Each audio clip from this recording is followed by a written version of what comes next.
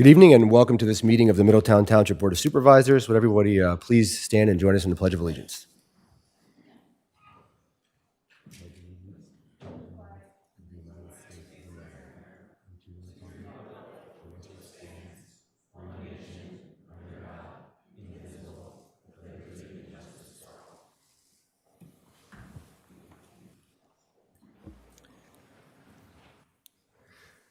Well, tonight we are thrilled to welcome the Sandberg Sound Waves Choir from Carl Sandburg Middle School. The choir was last year's B101 Christmas Choir Competition winner. The choir was last year's B101 Christmas Choir Competition winner with their song Carol of the Bells. They also have won plenty of awards at the Ava Tama Jam Festival and Maple Point A Cappella Festival.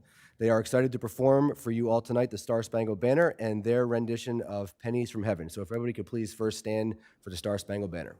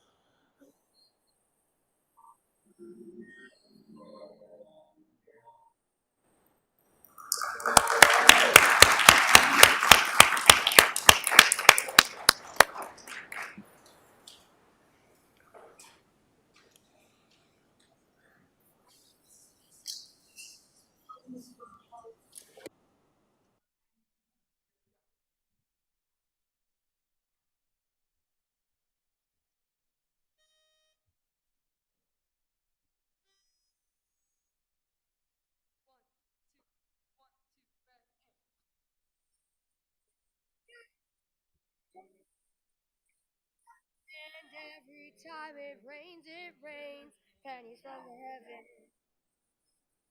Don't you know each cloud contains pennies from the heaven? Find your fortune falling all over town. Each red and yellow umbrella is up, upside down. And a pack of gum, sunshine, and ravioli. If you want the things you love, you must have a pizzioli. And if you hear thunder, to run under a tree, 'cause it's pennies from heaven for you and me. and every time it rains, don't you know each cloud contains? Every time it rains, don't you know each cloud contains? Find your fortune falling all over town, all over town, all over town. Each red and yellow umbrella, upside down, twiddly bop. Ravioti, who's what? Eagle eye, la humbly. Zumba, lumba, zumba, loo. Oh, badly bozoy.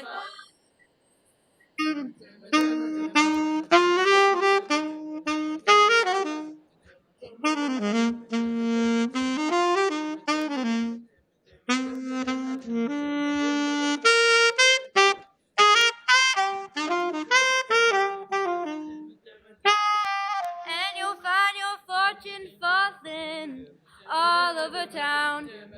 It's a pitch from heaven. Pitch from heaven. Pitch from heaven for you and me.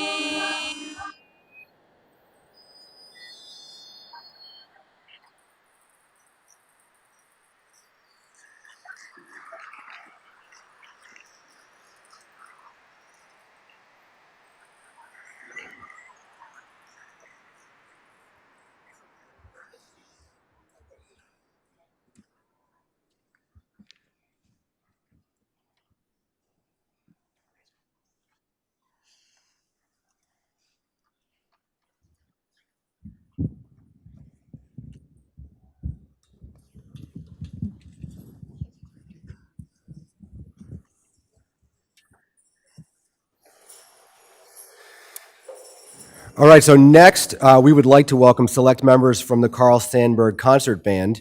Our band members have performed at a variety of sporting events, including the Philadelphia Flyers, and are expected to perform at a Sixers game this spring. Today, they will be performing a variety of Christmas carols for you to enjoy. Please welcome the Carl Sandburg Concert Band.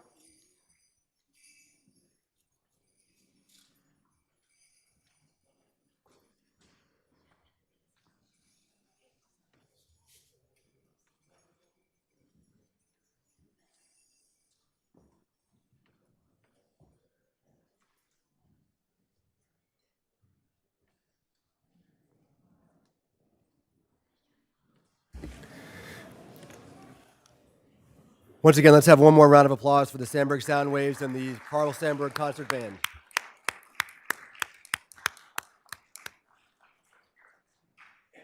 We'll pause for just a moment so that anybody who is here for the performances can make their way out.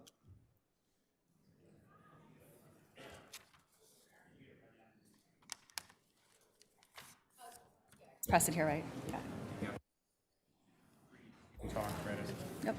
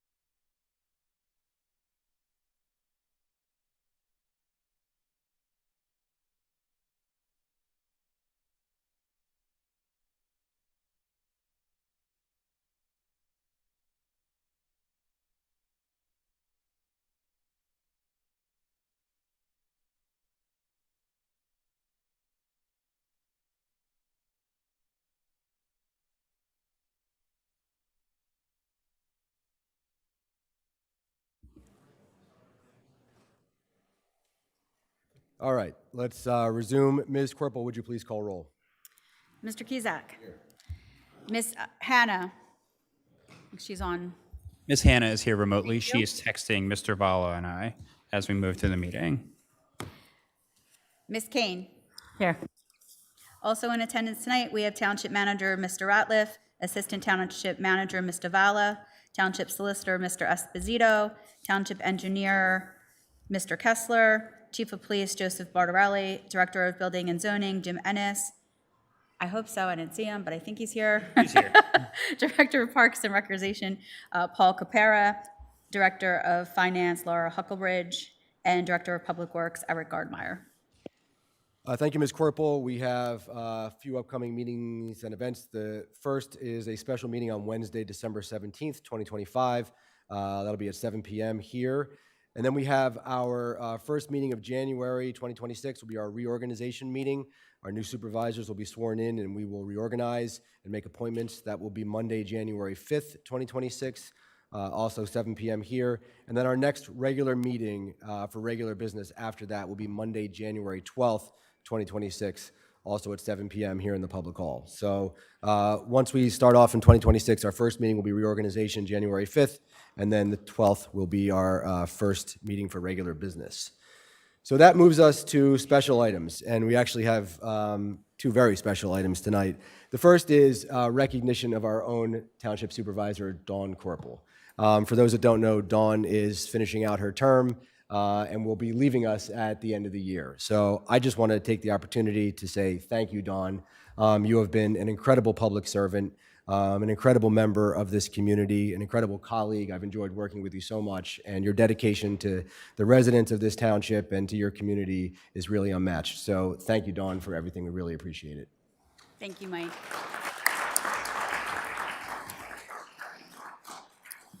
Miss Hannah is not in the room. Her daughter is performing a solo tonight, a choir solo performance, which is why she'll be here a little bit later, but that's why she's on Zoom at the moment. But she did want me to share this.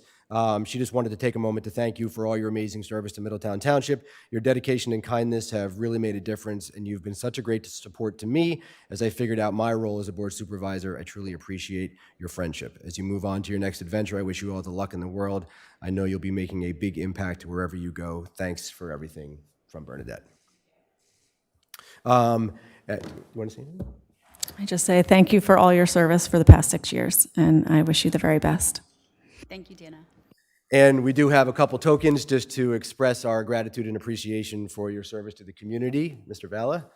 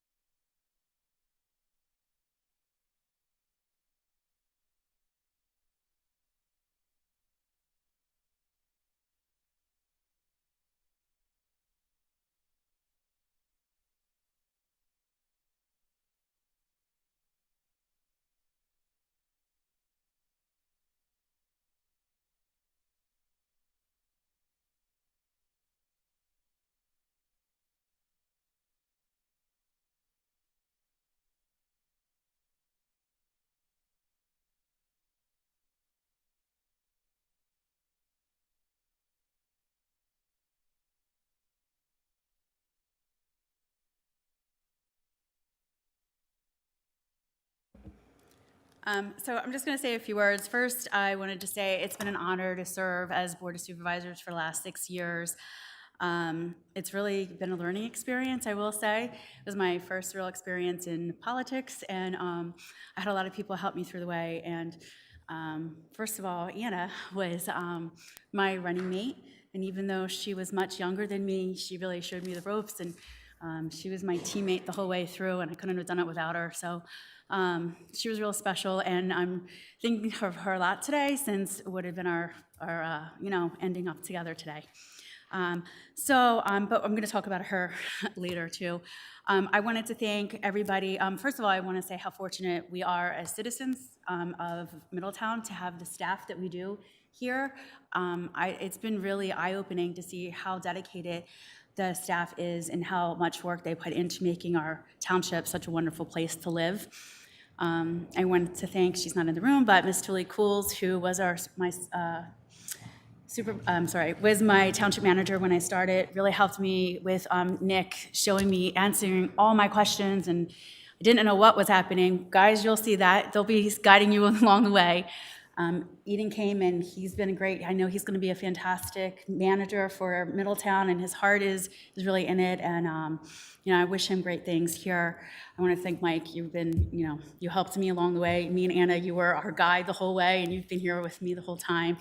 And some of the managers we've had, Amy Strauss and Tom Tosti. I want to thank Bernadette and Dana for their support on the board. And I also wanted to thank all the residents that have reached out throughout the years, some thanking us, some, wishing us well, some, emailing us with concerns or anger, and that's all good. It's good to reach out to, and I hope you continue to be engaged. I want to thank all the residents that show up at the meetings and have thoughtful comments and have concerns that they want to share and are really engaged and do that work. I hope that you continue to reach out to the Board of Supervisors and to the staff members here with your concerns in a informative and helpful manner. And I do want to caution, I've seen a lot of just mean things, not only in the world over the last 6 years, but unfortunately here in our township. And a lot of that is on social media, and I've stopped being on social media. I've stopped engaging because of some of the nastiness that I've seen. And I want to caution people to not always believe what's on there. I'm sorry if this isn't, but I want to caution people to not always just believe what they see on social media and take that for the word. I want them to find out the real facts. Email anybody on this board. I'm sure they'd be more than happy. Staff members will be more than happy to give you some answers, engage, sit down with you. So please do that, and not just name call or say, start people and getting them engaged in a negative way. I think we all live in this township. We all want the best for everybody. And I implore you to do that, to reach out in a positive way, join the boards, come to meetings, and see what's really happening in the township. Okay? And I want to wish everybody a happy holidays and safe over the next.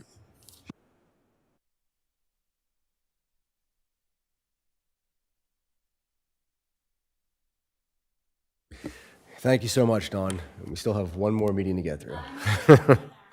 All right. The next item is one that is very near and dear to all of our hearts. As I think everybody knows, we lost one of our colleagues, Supervisor Anna Payne, far too soon. And so I am pleased as the next agenda item to present for consideration adopting resolution number 25-30R, renaming Cobalt Ridge Park to Supervisor Anna Payne Memorial Park. Mr. Valla, do you want to share the details? Sure, I would be happy to. As folks are well aware, Supervisor Payne served with Supervisor Corporal beginning in 2020 and unfortunately passed away earlier this year in February. And as the current board has evaluated ways to recognize the legacy of Ms. Payne, the board came to the conclusion that they felt renaming Cobalt Ridge Park, which is the neighborhood where Ms. Payne grew up and was raised, was an appropriate way to honor her legacy. Thank you. I really can't think of a more fitting tribute. I think it's important that Anna's legacy live on, and I think this is something that she would be happy about. And I think that park bearing her name forever is just really appropriate and the right thing to do. And so I'm thrilled that we're able to do that. We are going to, we'll have a new sign to rename the park. We will have benches there. And hopefully at some point, we'll make sure Dawn can be there. Once we have everything done, we'll have a more formal event to officially cut the ribbon and open the renamed park in honor of Anna. So I will certainly invite everybody to come out there and be there for that. Ms. Corporal, do you want to make the motion?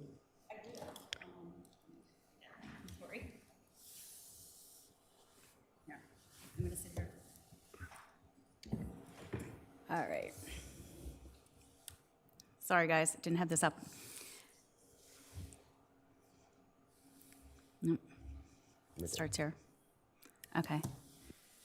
I move to adopt Resolution 25-30R, renaming Cobalt Ridge Park to Supervisor Anna Payne Memorial Park.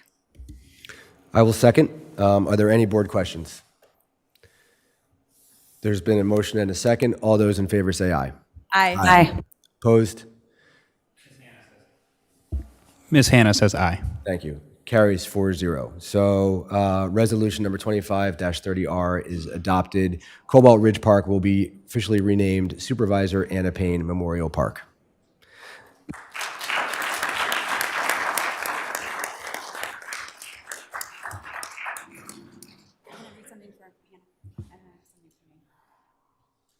All right. So Hannah, Miss Hannah actually sent me something because she knew she wouldn't make it here. So I just want to read that, as well as I have something that I wanted to state also. So Miss Hannah says, tonight we take the opportunity to celebrate the renaming of Cobalt Ridge Playground to honor our dear friend, Supervisor Anna Payne. Anna was a true champion for our community, known for her strength, compassion, and kindness. She always put others first, especially those who needed a little extra support. She was a great leader and friend. I want to remember Anna's spirit and commitment to helping others. I encourage everyone to continue her legacy by finding common ground and showing compassion every day. We miss Anna dearly, but her light will always shine through this playground and in our hearts. And I'm going to just state something. Mine's not as elaborate, not as beautiful, but I just want to say how happy I am that we're renaming this park in honor of Anna tonight.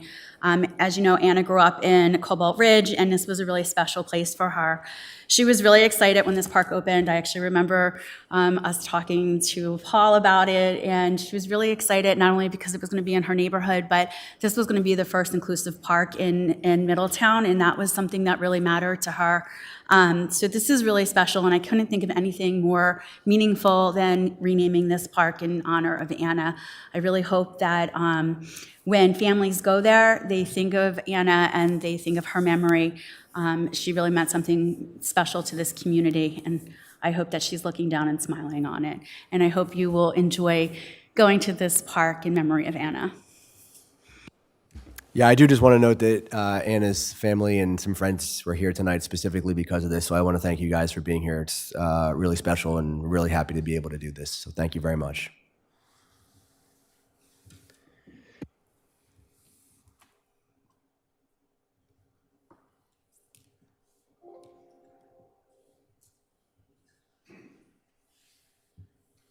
All right, so that takes us to public comment on non-agenda items. Is there any public comment on non-agenda items? Just come up to the podium. We don't have a sign-in sheet tonight, so just come up to the podium and state your name and address.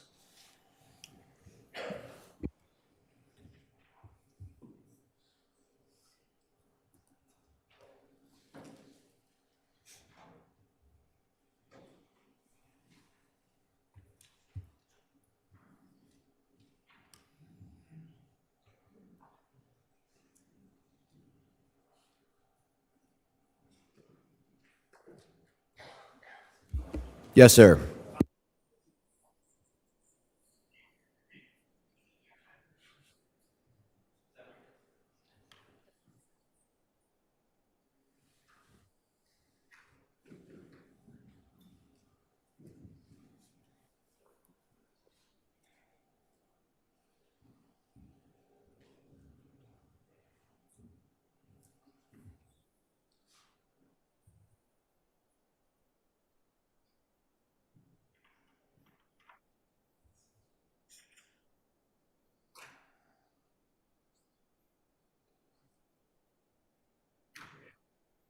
Yeah, hold on a second. The microphone's not working.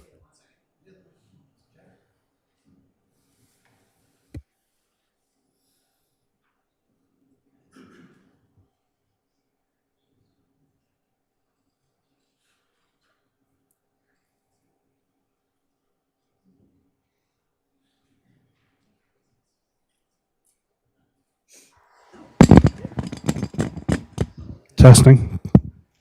Testing, 1, 2, 3. Okay.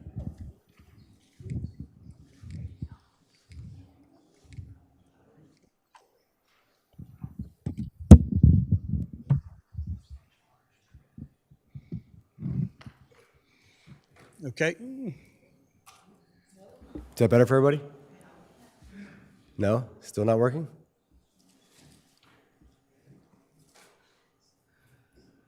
Sorry, Mr. Cahill. Technical difficulties.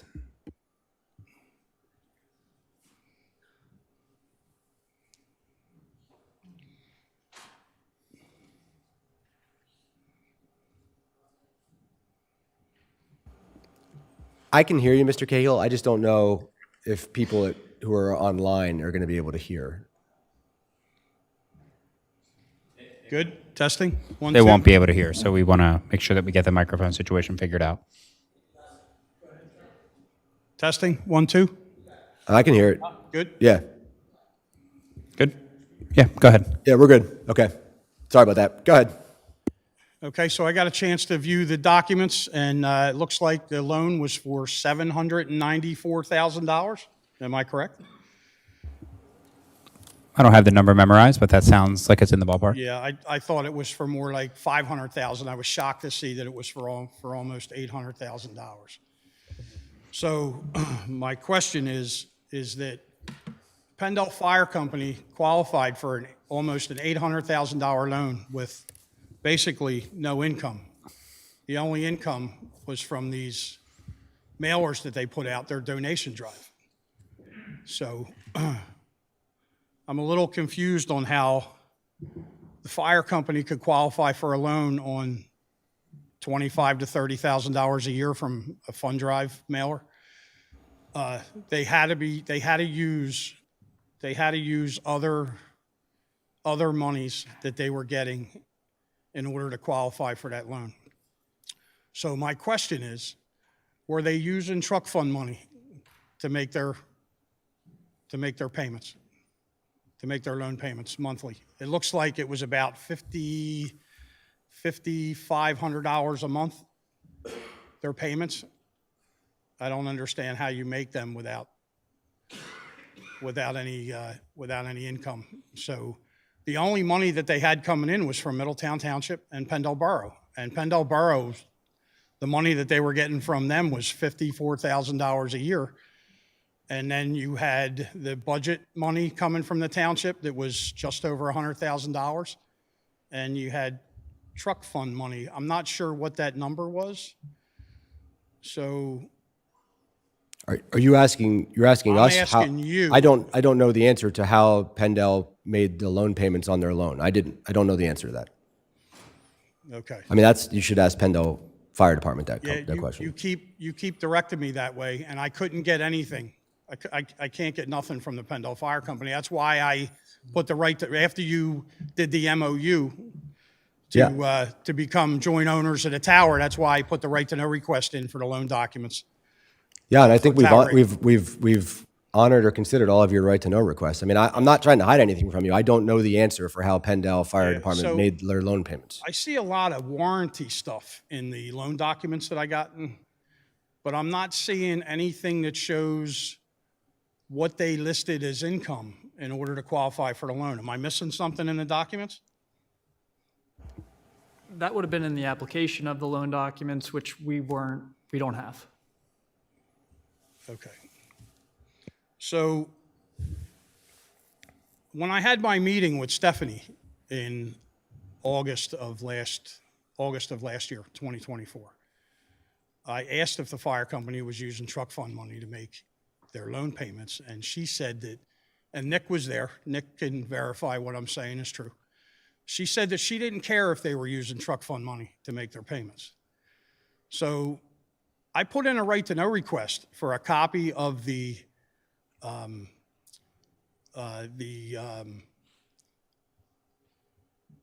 vote that the supervisors would have taken in order to allow the fire company to use truck fund money. Because according to the contract, the fire companies are only allowed to use truck fund money to buy a new piece of apparatus or refurbish a piece of apparatus. So did the supervisors vote at some point to allow the Pendle Fire Company to change the contract to allow them to use the truck fund money to make the payment? I don't know. Is anybody else authorized to make a change to the contract and allow them to make,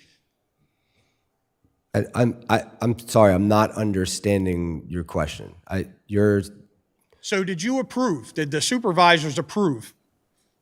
Excuse me. Yes. Can I help you? Oh, I'm sorry. No, no, no, you're fine. I don't understand what's going on here. Does what is it, what is the fire company that you're talking about? Pendel? Pendel Fire Company. Yep. Okay, isn't the Pendel Fire Company under your purview? Don't they have to report to you? No. We have Why? They do. They're a separate organization. They are not part of the township. We have a contract with them where we contract for them to provide volunteer fire services to the township. I'm sorry. So I think your question is, did anybody change the contract regarding how truck fund money could be spent? Is that the question? Did the 5 supervisors vote to make a change to the contract to allow the Pendel Fire Company to use truck fund money to make their loan payments? Not to my knowledge. But I would have to go And back and that would be required, I don't know the answer to that. because the managers can't just tell people, they can't make changes to the contract because they're not elected. You're the elected officials. You're the ones that make the approvals. I would have to look at the contract to know the specific language that you're talking about to answer whether or not what you're describing violates the contract or not. I don't know the answer. Do you have the contract? No, wait a second. Ma'am, just one person at a time, so you can't both be at the podium. If you're going to be at the podium, then he's going to have to step down and you have to take turns. We have to follow protocol here. And you have to state your name and address, and so let Mr. Cahill finish, and then you can Okay, have the podium. I'm very sorry. You're good. I was just trying to help. Yep. You can come up, you're free to come up and talk when he's done. I just want to give Mr. Cahill the floor, and then you'll have an opportunity. Oh, I'm sorry. You're okay. So I don't know the answer to your question. I can tell you that there was no vote by the Board of Supervisors since I've been on the Board of Supervisors specific to what you're asking. As far as what the contract says about the truck fund and whether at any point in time there was a board vote regarding that, I can't answer that historically, but that's something we could try to find out for you. So The only thing that I talked- would, if I could just add to the conversation, is that the apparatus plan does contemplate an aerial being funded and ultimately purchased by Middletown in 2025, which is what happened here. So that apparatus plan is a separate document, which I think we've discussed The before. truck, I believe the truck was bought in 2020, according to the contract. So Yeah, you're but talking 5 years the ago. balance of the loan was paid off in 25, which is what that plan contemplated. Yeah, I get that, and we had a conversation. I guess it was last week at your town hall for the budget, and there's just some things that aren't making any sense. So, I guess my question would be, was there a misappropriation of funds by the Pendel Fire Company? And it would be about $250,000. I'm only figuring 4 years. This might have went on for almost 5 by the time you voted in the MOU. So are any of the supervisors, because nobody really wants to pipe up about what's going on here, but was there a misappropriation of $250,000 on the part of the Pendel Fire Company because there was no authorization by the supervisors to allow them to use truck fund money to make their payments? They didn't have enough, there was not enough income for them to make these $5,500 payments. Yeah, I mean, you're making those allegations. I don't know if that's true or not true. I don't know that they misappropriated funds. I have no knowledge of anything that you're saying. You're making allegations against them, but they're just allegations. So Yeah, but wait, whoa. I don't want to say that I'm making allegations because Stephanie told me that she didn't care if they were using truck fund money to make Okay, their payments. Stephanie doesn't work here anymore, and I was not in that That meeting. listen, that doesn't matter. It sure does. No, it Stephanie don't. No, it Stephanie don't. doesn't speak for me. I didn't say that to you, and I wasn't in that meeting. But I didn't I have- don't know how Pendel Fire Company made the payments that you're referring to. I don't know what funds they used to make those payments. So I can't validate your statement that there was a misappropriation of funds. You've made that allegation. I understand that, but I don't know that to be true or not true. So I asked the supervisors to look into this numerous times because of the size of the loan. I couldn't get the documents that I was looking for to find out how much the loan was, and now I finally got it. And there's more questions that there were before. because the loan was almost $800,000. You're entitled to have questions if you have questions. None. There are zero answers. Dawn, 6 years? Really? 6 years? We're not Middletown, we're not Pendle Fire Company. Yeah, listen, that's the excuse. That's the only thing that you can come up with. That's the only answer that I'm getting. Can I ask you a question? Yeah. You don't live in Middletown. You don't pay taxes in Middletown. Why do you care how Middletown appropriates its funds or how Middletown's funds are used? I don't understand why you come here week after week as a non-township resident, overly concerned about the use of funds that are not coming out of your taxes. I don't understand what your Because motivation is. You're going to be getting ready to hit me with a big bill for full-time firefighting through Middletown Township. You don't live in Middletown Township. No, but you're going to be hitting me with a big bill in Pendle because you're going to try and merge all these fire companies together, and you're going to be the lead.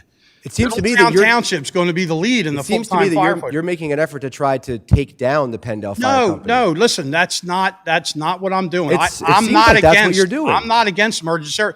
No, my problem is when somebody lies and they don't tell the truth and they get something they shouldn't have gotten. Let's assume you're right in Pendle Fire Again, Department my lied. question is, was it a misappropriation of funds by the Pendle Fire Company by using truck fund money to make their payments? Because I can't see You've asked a them. hypothetical I question. can't see them making their payments any other way. Okay, but that's fine that you Any can't other see way. it that way. You've offered no proof that that's Yeah, but true. You you make kindly- accusation after accusation. But you kindly left out the part in the loan documents where what was listed as income in order to get the loan. And it should have been all part of, it should have all been part of it. Complain to the bank that approved the loan if you don't think that they had enough income to approve the loan. I mean, I can't answer that question. I didn't sign their loan documents. The township didn't sign their loan documents. We didn't give them that loan. I don't have any information about how they made their loan payments or where that funding came from. I don't have answers to those questions. And now, because of the MOU, now that vehicle, now that is jointly owned by the township. You're And getting so- ready to vote tonight on a tax increase for the Middletown residents, correct? There's a budget vote tonight, which There's a whole budget vote. You're raising taxes everywhere. no. Not only are you raising taxes, but you got everybody with the trash contract and then. What does that have to do with you, Mr. Cahill? You don't live in this township. You don't pay that trash bill. You don't pay. It's a the big taxes. hit and there might be some money missing. $250,000. It's not your money. You don't live here. Why are you Oh, concerned about it doesn't matter that it's not my money. Mike, your answers are getting worse. I've answered your questions. Your answers are getting worse, I've answered your questions. you know? You can keep coming, and I've answered your questions. Thank you. Ma'am, you want to go next? Yeah, Just please state your name and address. sure. Okay, my name is Joanne Emsley. I live at 184 Lower Orchard Drive in Lower Orchard section of Levittown, which is part of Middletown Township. So I do pay taxes. I was really hoping, I really don't understand how township government works, and I was hoping that I could get some answers, because I've seen some articles that have been concerning to me just broadly. And it seems like you want to increase the earned income property tax, I'm sorry, I'm nervous. You want to increase the earned income tax, and you want to increase property taxes. Am I correct in saying that? I don't, well, first of all, if you're asking questions about the budget, that's an agenda item, which is coming up later in the meeting. So this is only public comment on non-agenda items. So if you have questions about the budget, I would say, can you please save them for the budget discussion? Because at this point, there hasn't been a budget proposed to be voted on. So when you say Okay. you want to raise taxes, we haven't gotten there yet. Okay. I'm not saying you can't speak. I'm just saying if your questions No, are about the no, budget, I- the better time to talk about them is when we're talking about the budget. No, I understand what you're saying. Can I ask another question that I don't believe is on the budget, but Yes. or not on the budget, but not on the agenda? Sure. Okay. It's my understanding that we have a deficit. Is that true? Yes, I think again, it's a budget issue, but yes. Okay, no, but what I want to know is how is it possible for us as a township, a small community really, to have a deficit. Like, I understand that the federal government has a deficit because they have the ability to print money. But at Middletown Township, we don't have the ability to print money.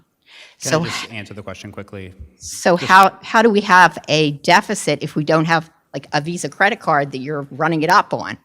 I mean, well, yeah, okay. So we will cover all of this later in the agenda when we talk about the budget and proposed tax changes to the tax rate for 2026. But just to give a broad overview, the township has reserves both in investment funds, capital, and then the general fund.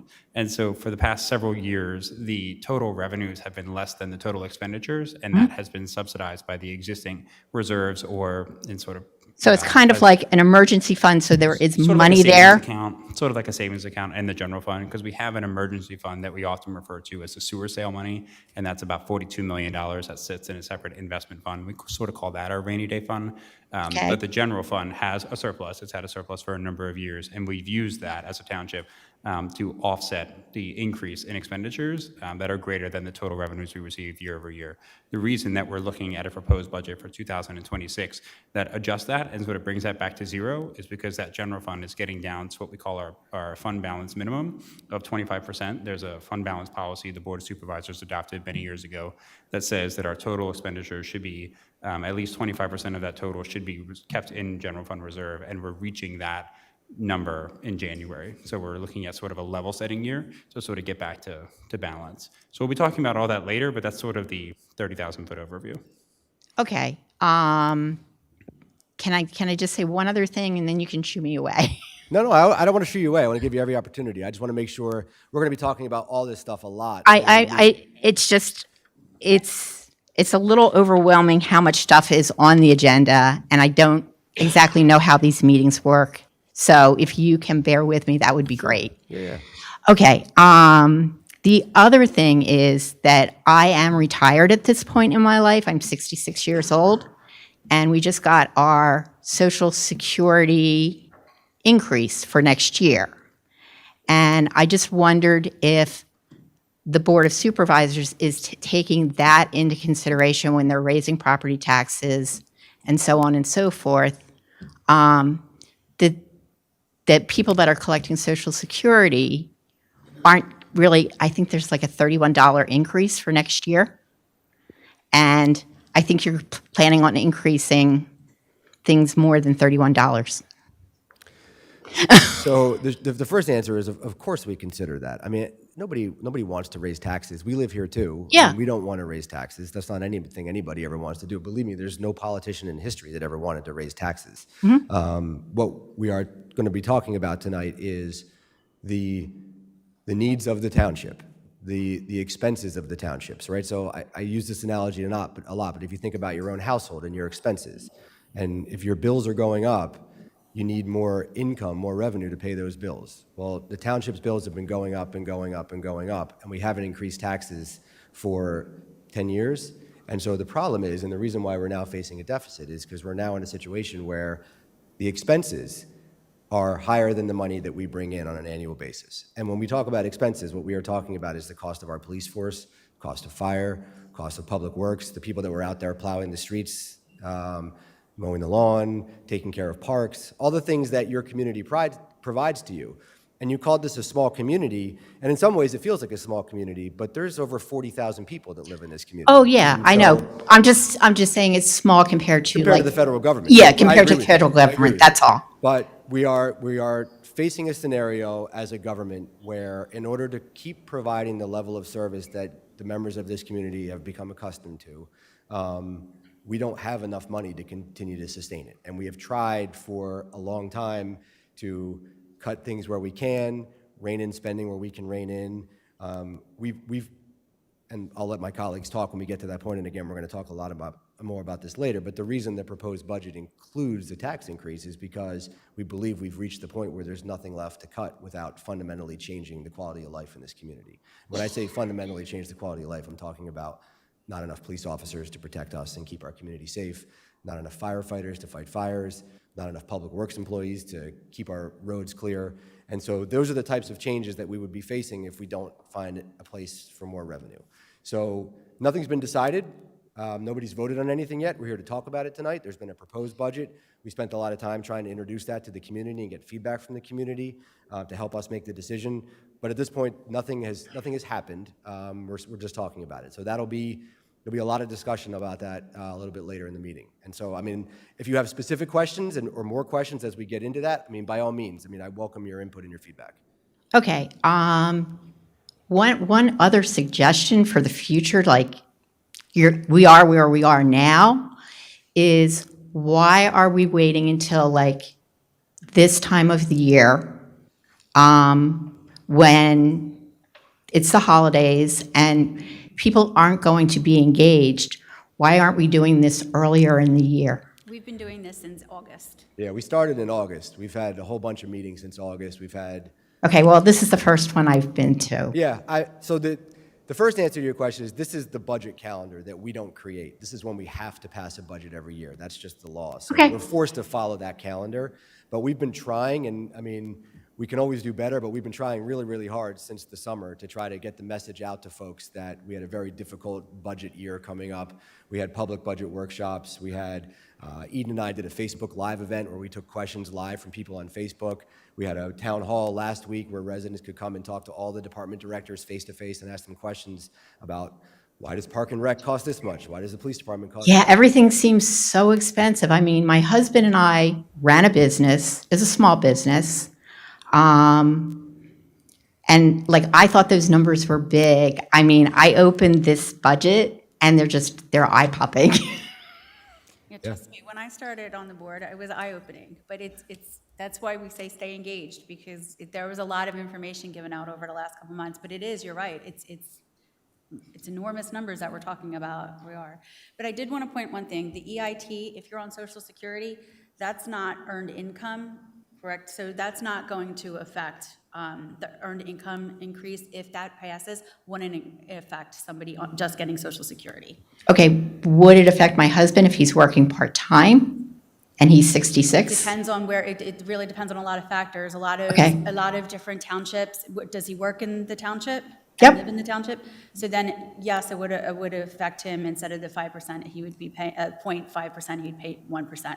A lot of our residents work outside in different districts that are already collecting 1%. Okay, it's a lot to take in. Yeah, it is, and that's what last week, it's a shame we had a town hall and people were able to meet and see exactly how it would affect them if the proposal went into effect. I would just ask you to stick around if you can. Oh, I plan to stick around. 'Cause we're going to provide a lot more information, hopefully. Eden's going to present the budget, so I think you'll hear a lot about all of this, and then, I mean, come back up if you have more questions. Okay, it's just when that gentleman was asking questions, like my first reaction was, we can't speak to that, we don't know. And That's a unique issue because he's talking about the Pendle Fire Company, which is not part of the township. They're a separate independent organization, and so I can't. but aren't they part of the township? No, they're not. They're not? They're not even in the township. They're in Pendle Borough. They're an independent nonprofit, so the township has a contract with them that provides funding for their operations, about $125,000 a year, and then additional monies, which is subject of some debate around apparatus. And Mr. Cahill, who we've all gotten to know really well, has come to every. I've never met him before. Yeah, he's been at every meeting for over a year, and it's sort of an ongoing conversation. So can I ask you a about that, too. question? Shoot. Like Middletown Township is parts of Levittown, it's not all of Levittown. That's right. And it's also Langhorne, Langhorne Borough. Not the borough. Not the is borough? separate. Langhorne Borough is separate. Pendle Borough is separate. Langhorne Manor is separate. Humeville is separate. Okay, can you tell me what makes up Middletown Township? Can we have someone in tech pull up a map of the Yes. township real quick? Sure, and I can do that right now, and I'd be happy to answer the question. Just because I look at it as, like, I was born here, I was raised here. So for a little perspective, Middletown Township is the largest second-class township in the Philadelphia urban area, and it's the second largest in the Commonwealth of Pennsylvania. It's got one of the largest budgets for a township in Pennsylvania. Okay. I mean, it's not an insignificant community. So our budget is about $53 million when you consider all of our operations and capital needs. Okay, but it's not like, I'm kind of looking at it, and I want you to understand what a layperson sees, is, like, I went in Chamonix School District, and I was in the first graduating class from Maple Point. So the school district is separate from the township as well. That's a whole. But separate- see, And there are people that go to the Chamonix School District that don't live in Middletown, so it's. yeah, see, I didn't understand that. I'm here's- thinking the Chamonix is Middletown. Go back to that. I'd be happy to talk through the. I'm I'd be happy sorry. to talk through the map that's on the screen here. Okay. So, sorry about that. So what you're looking at here is a map of the township. So for those who are familiar, I'll just kind of work north on down. So north is the general boundary is the Newtown bypass, which abuts Newtown Township. On the eastern side, so on the right side of the screen there, the township borders Lower Makefield, kind of in the northeast, and then Falls Township. So township line on the northern end, which then it kind of eventually jogs to Bristol Oxford Valley Road, is Right. generally the eastern boundary of the township. Right. Once you get further south into Levittown, the southern portion is Bristol Township. So Right. Levittown as a neighborhood is split between 4 different local governments. So Middletown, Bristol Falls. Township, Falls, and Yeah. Tullytown. It's a little confusing, even It though is. your address is Levittown, right? It is. And then if you're kind of continuing clockwise around the map, you have Ben Salem Townships. On Right. the other side in Neshaminy Creek is Ben Salem. Right. And then kind of in like the Feasterville, Trevose area is a Is municipality Neshaminy. called Lower Southampton Township. Yes, Oh. Neshaminy School District, you're right. Yeah. But it is another municipality. And then lastly, kind of northwest or the top left of the screen is Northampton Township. So the Okay. Middletown borders 7 townships. And Right. within the township, you see those kind of holes in the middle. As Mr. Kizak shared, there's 4 boroughs, or those are 4 additional local governments. So Middletown borders 11 different separate local governments. Okay, so is there any purpose to making it so complicated? You'd have to ask the folks that carved us That's up a in great 1692. As professionals in local government, we ask that question a lot. It's a long-standing question. Oh that's been my debated gosh. by the Commonwealth government for a long time. Some of these codes have not been updated from decades. Yeah, I sort of joke in this field, having worked in other states also, that Pennsylvania sort of loves government. Everywhere you turn, there's another government. Yeah, and like, I would just like to be able to contribute some common sense solutions, what I consider to be common sense solutions, because my husband and I did run a business, and it is hard work. It is hard work. Maybe now that you're retired, you should run for local government. Well, I actually met Be good people. Ryan, who is going to, he just got elected. Well, we always need good people to get involved in the community, so. And I had a very nice conversation with him. Good. So, So, again, if you don't mind, stick around for the budget conversation. And if yeah, you and have I'm other questions- sorry. No, don't apologize. We're happy to have you here. Thank you. I just didn't understand, and I want to learn how this works. This is the place. Okay. Thanks. All right, other public comment on non-agenda items. Yep, come on up. Okay, Blake Heyman, Oak Ridge Drive up at Summit Trace. So going from one end of the township to the other. Okay, in reference to her wondering about the other municipalities, just think of it as a donut. Middletown surrounds everybody else. I worked in Newtown for a number of years, and the line between Newtown Borough and Newtown Township goes literally through certain addresses.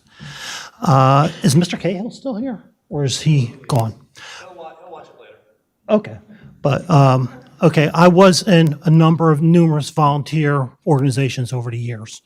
I can understand his frustration, and I can understand where you, as the township representatives, are.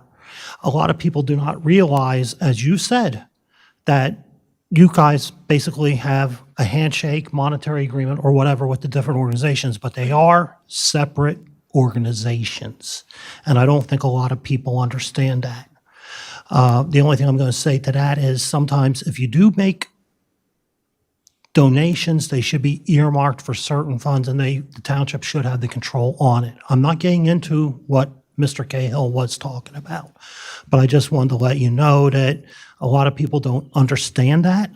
I understand, and correct me if I'm wrong, Parkland is the only fire company that is geographically located within the township, correct? Correct. Okay. Middletown Langhorne has a substation in the township. But they're incorporated in Langhorne Borough. That's right. Correct. Now, if I'm getting off budget, tell me, okay? Now, when it comes to workman's comp for them, is the township paying, or is it based on the fire company that if somebody, God forbid, if someone gets hurt? We're paying the workers' comp for all 4 companies. The Based township? upon population. Correct. With contributions from the boroughs who they also serve. So that's a fairly recent development that I think maybe in the last couple of years, 3 years, yeah. So the township is now contributing to the workers' comp along with the other municipalities that the fire company service. Okay, and would that also would that contribute to the Pendle Middletown as well? The Pendo Fire Company, yes. No, the Pendle Squad. Oh, the EMS squad? Correct. I don't believe so. There's a small portion paid, but it's a little bit of a different relationship there. Okay. Okay, thank you. Thank you. Other public comment on non-agenda items? Okay, let's move into the consent agenda items. They are as follows. Consideration of authorizing payment of December 15th, 2025 bills list in the amount of $3,834,550.44. B, consideration of approving the November 17th, 2025 minutes of the public meeting of the Middletown Township Board of Supervisors. C, consideration of authorizing severance agreement and general release. D, consideration of authorizing a memorandum of agreement with the Middletown Township Police Benevolent Association regarding the existing heart and lung policy. E, consideration of authorizing the township manager to enter into an agreement for a new electricity supply contract. F, consideration of approving change order number 1 for 2025 CDBG ADA curb ramp replacement programs in an amount of negative $48,173.60 for reduced quantities. And G, consideration of approving payment certificate number 1 final for the 2025 CDBG ADA curb ramp replacement program in the amount of $110,200.15. Is there a motion to approve the consent agenda items? I'll make a motion to approve all consent agenda items as read. Thank you, Ms. Corporal. Is there a second? Second. Thank you, Ms. Kane. There's been a motion and a second. Any board questions? Any questions from the public? Yep, come on up. Joe Fitch, 346 Wyoming Avenue. I guess one question is why do you guys vote on it and approve it and then ask for our input? We didn't. We made a motion and a second. Well, okay. We didn't pass it. So the curb thing, I mean, we got to do something about this. I mean, we got to find new contractors or something because the amount of money that we're paying to put a handicap curb in is ridiculous. I mean, what are we paying? $15,000? You want to talk about that, Mr. $12,000 for Yeah. for one curb? Yeah, so it's around 8,500, and we're actually pretty happy because the price per curve in 2025 was better than we've gotten in previous years. So the bids came in competitive compared to previous years.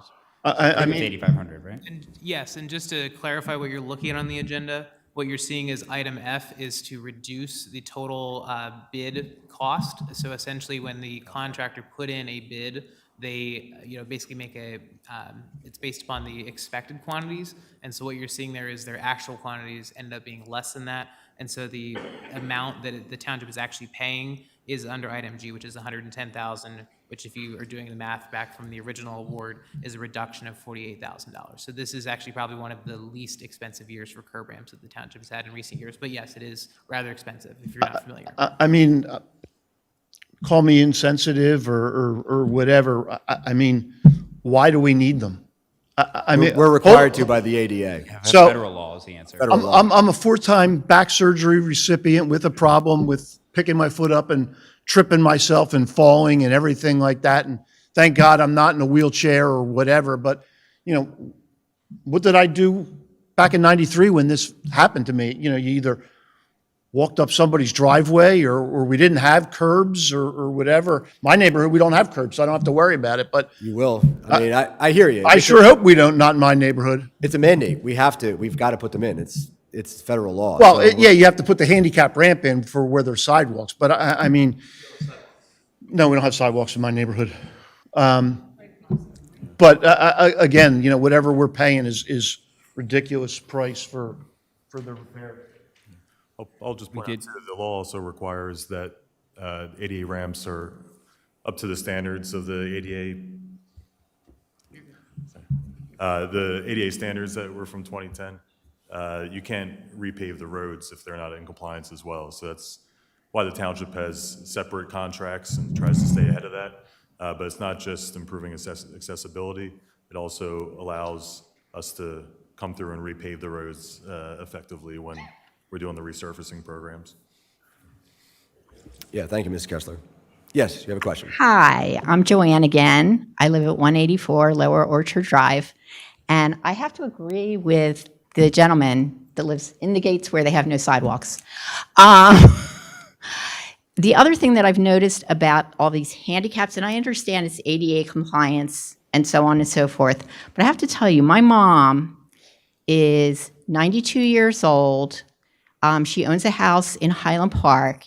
And you know what she absolutely hates is all the little bumps, because it makes it hard to go with a walker down a ramp.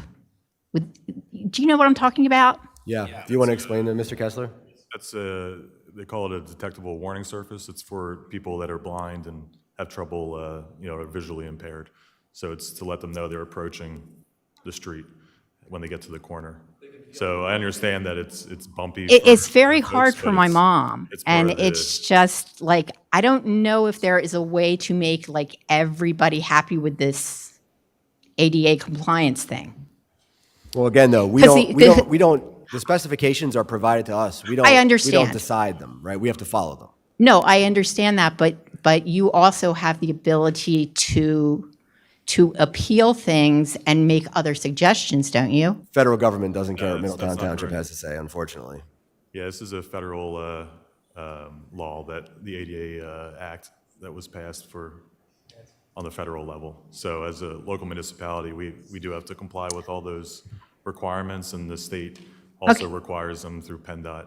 Okay, it just seems like my husband and I notice like every time we turn around, like my friends live in Cobalt Ridge, and every time we turn around, they're ripping it up and they're putting it back in, and it's like every other year they're doing this, and it's like, it would be nice if you guys paid for our sidewalks.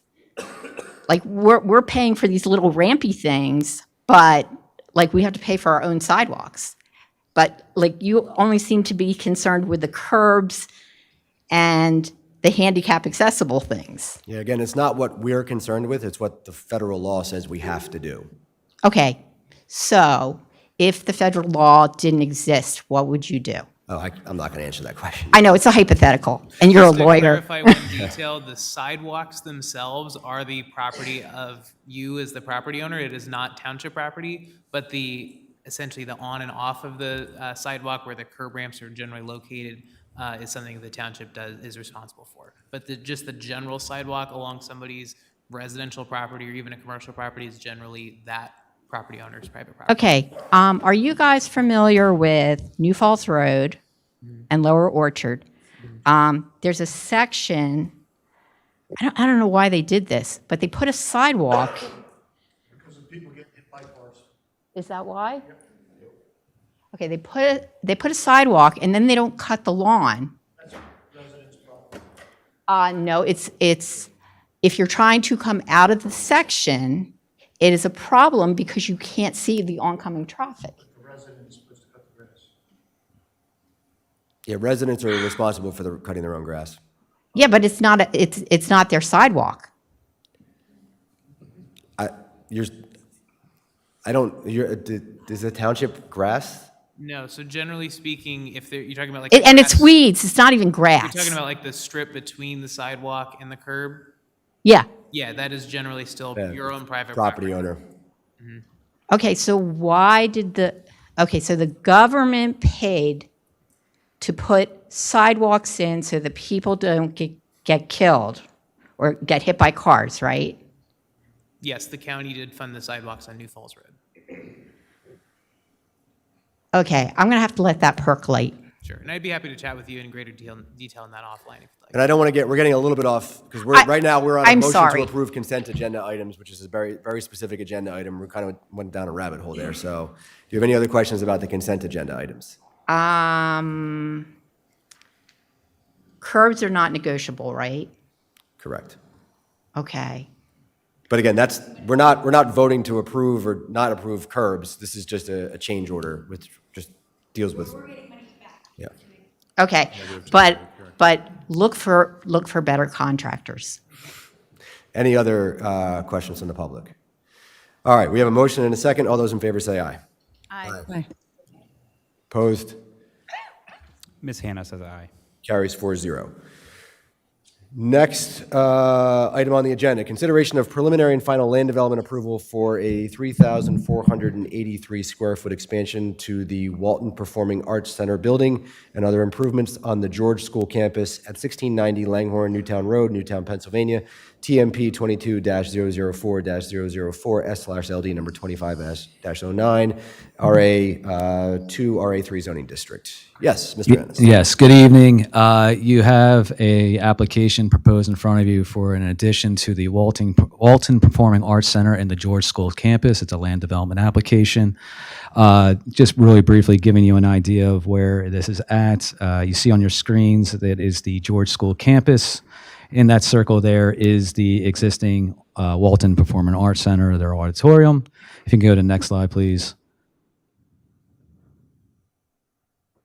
I think it's a slide. There you go. That is the existing building as it stands today. It is roughly between 15 to 20,000 square feet in size. If you can go down to the next slide. And as you can see, the darker, I guess we would say yellow, is the actual proposed addition, as well as a plaza area and other grounds improvements surrounding the building. With that, the application did go in front of the Planning Commission during their November 5th meeting. They found no objections to the requested waivers from the subdivision and land development ordinance. The application was thoroughly reviewed by township staff and consultants, and it did receive a recommendation of approval from the Planning Commission during their November 5th meeting. There are representatives here from the George School to answer any other questions or cover any other details that aren't covered right now through this introduction. And most importantly, you do have the recommended motion in your packets as stated within Mr. Isaac Kessler's memo. With that, I can defer to the man that's looming behind me, the frequent flyer, Mr. Ed Murphy. Thank you, Mr. Ennis. Thanks, Mr. Murphy. I guess the most important factors, for me at least, are that this development is entirely within the campus of the George School, yes? Correct. And that there really will not have any current or really future impacts on the adjacent community or township roads. Is that accurate? Also correct. And Mr. Kessler, that's confirmed by your office as well as the township traffic engineer? Correct, yeah, and I'm sure they'll touch on the waivers that they have as part of the request, but most of those are waiving requirements that usually are dealing with how a property affects the neighboring properties. So most of those waivers would be really non-applicable because it's all within the campus itself, and George School is its own neighbor in this particular project here. Thank you. Do you want to talk about the waivers just briefly? I can, but to your point, all we're doing is improving handicapped and otherwise accessible facilities, creating a more pleasant outside gathering area before you go into the performing center. We're not increasing the capacity of the center at all. It is completely unaffects any other adjacent property. The waivers, as Isaac mentioned, are pretty technical. There's 7 or 8 of them. Isaac's office has supported all of them. Your Planning Commission has supported all of them. I don't know that we're advancing the public interest by talking about each one of them, but we can, but. No, that's fair. I mean, I've reviewed them and I've reviewed Mr. Kessler's comments Right. on all of them. I don't have any other concerns. I don't know if any of my colleagues have questions or concerns. And the Planning Commission did favorably recommend approval, subject to our ongoing compliance with Isaac's review. So it is, I think, as simple and straightforward as an application as you can have. All right, I will make a motion to grant land development plan approval for the George School Walton Performing Arts Center lobby expansion and renovation S/LD number 25-09 with the following conditions. Applicant shall comply in full with all requirements of the Middletown Township subdivision and land development ordinance and the Middletown Township zoning ordinance unless relief was granted by the body having jurisdiction, and also any remaining review comments shall be addressed in full. Is there a second? Mr. Kizak, just to clarify, you're proposing preliminary final land development approval. Right. Sorry, preliminary and final, yes. Is there a second? Second. Question on the motion? Okay, there's been a motion and a second. Are there any board questions? Questions from the public? Yep. Okay, Come up to the microphone, please. okay, okay. You can address Mr. Murphy or Mr. Ennis. Just make sure you're speaking in the microphone. Okay, I got a question about how long, I live over in Summit Trace. So how long will the construction be? What are you looking at timeline on construction? Mr. Murphy, can you repeat his question, please? Well, my question was timeline on construction. Timeline on construction, thank you. The hope is that we could commence construction in the spring or early summer of 2026 and would be finished by that same time period the following year, if not sooner, but certainly from the spring through at least the end of 26. Okay, thank you. Other questions from the public? Yep. Joe Fitch, 346 Wyoming Avenue. This has to do with, I guess, their building and the stormwater. I know they have an exemption from paying their stormwater fee, which is a little ridiculous. They're trying to be a good neighbor or whatever. They're increasing their impervious surface, which is now going to push more water downstream, so I don't know why we can't do something or try to figure something out. I know there's the lawsuit going on with Westchester and charging them, but they got a ton of property on there, ton of impervious surface, and then adding more is just going to push more water down the hill. Yeah, can you address Mr. Kessler and then Mr. Murphy, either one of you, actually? Well, none of that's true, by the way, but Isaac, I'll touch you on can just talk the first, then I will. stormwater that was included with the land development plans. They included their stormwater report and all the calculations. So what they're doing with this project is that they'll have new stormwater features for the added impervious, and it meets all the requirements. They also have a few things that they have as conditions of approval, one of which is MPDES permit, which is through DEP.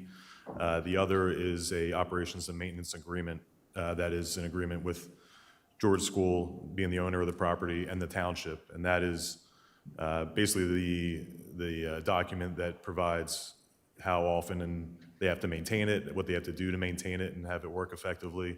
If it doesn't meet those maintenance needs, the township can either do it themselves and send the cost to George School, or pressure them to obviously keep up with the O&M agreement. So And that's all fine and good. You're talking about the current building, but what about all this is for all the previous impervious surface from all the other years that the SALDA doesn't require them to go back decades. It focuses on the existing condition and how that affects stormwater, and what they are proposing to do to not increase anything that's currently there now. So they're meeting all the SALDA requirements as far as stormwater accounting for anything that they're adding to any existing conditions. Well, I just feel that we should look into deeper to see about getting them to pay the stormwater management fee also.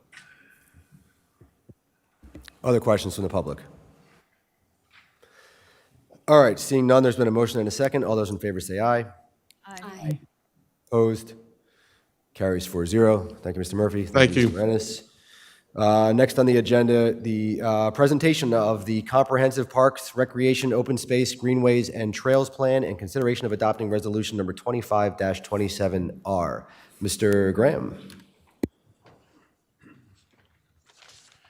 Good evening. For those of you in the audience who don't know me, my name is Patrick Graham. I'm the Assistant Director for Parks and Recreation. Over this past year, the Middletown Parks and Recreation Department went through the process of updating our comprehensive plan. This plan establishes our department's mission and vision while providing roughly a 15-year outlook that helps us to guide decision-making process for the township as it relates to our Parks and Rec system. The last time our department updated our comprehensive plan was in 2005, so it was time for an update to be done so this can be a useful tool for us over another 15 to 20-year period in our planning. So throughout the last year, the township worked with Simone Collins consultants on this plan. There was extensive public outreach. We did a survey that saw about 1,600 responses from our residents, multiple public meetings, steering committee meetings, focus groups, and key person interviews. This process of public outreach helped our consultant team and our steering committee ensure that this final plan was actionable for the township staff, as well as a plan that is driven by the needs of our residents. I have Bill Collins from Simone Collins here, who's going to go into some detail for the board tonight to just give you an overview of the plan. But before I pass it off to Bill, I just want to thank a few folks. I want to thank all the members of our steering committee and for their contributions. And I don't know what just happened, but Yeah. that sound just got weird. Am I good now? Can it still sound weird? I can hear you. We're Okay. okay. We all right? Yeah. Okay. Cool. Okay. So, like I said, I wanted to thank all the members of our steering committee for their contributions and commitment to the process. I wanted to thank Supervisors Hannah and Supervisor Kane, who were both a part of the process every step of the way, and your feedback was invaluable to the outcome of this plan. Also wanted to thank our colleagues in the Parks and Recreation Department for their hard work, the team from Simone Collins for their guidance and work on delivering this report, and as well as all the residents who participated in the process. Your feedback and direction was key in making sure, like I said, that this is reflective of the needs of our community and a plan that works for our future. So with that, I'm going to hand it off to Bill Collins, who's going to go over the report for us now. Great. Thank you very much. Mr. Collins.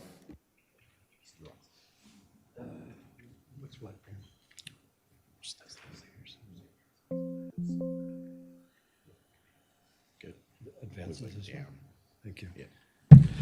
Good evening. My name is Bill Collins. I'm principal at Simone Collins, and thank you for your time and kindness and patience. Patrick, thank you for the introduction. I'm just going to go through some slides quickly so that if there's any questions we can answer. This is a good news agenda item.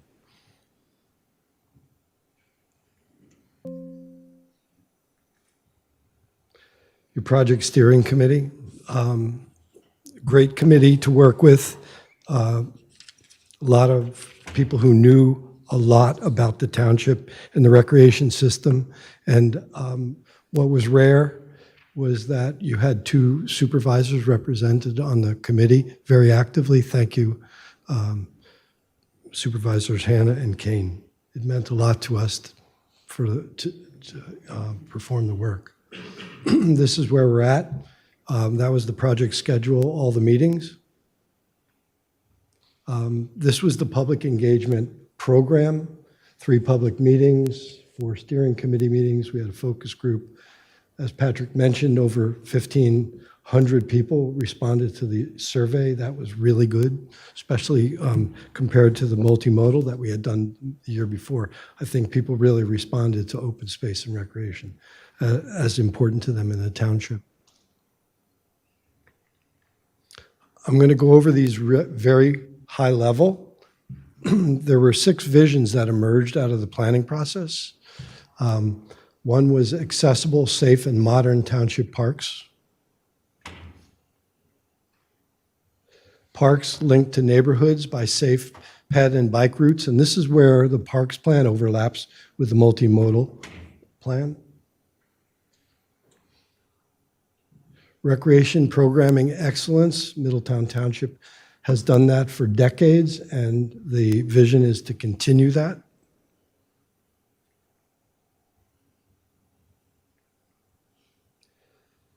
Increased availability and access to open space. And in a township that's largely developed, access becomes very, very important. There may be ways to add open space in parks, but utilization of what you have is probably most important.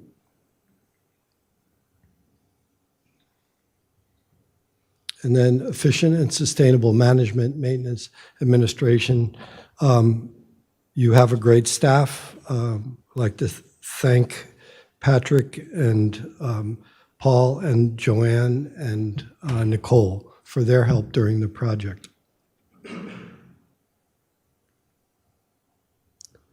And then, excuse me, township policy and ordinances that support recreation with funding strategies that achieve not just recreation, but multimodal and multi-purpose uses. And sometimes projects can do more than one thing.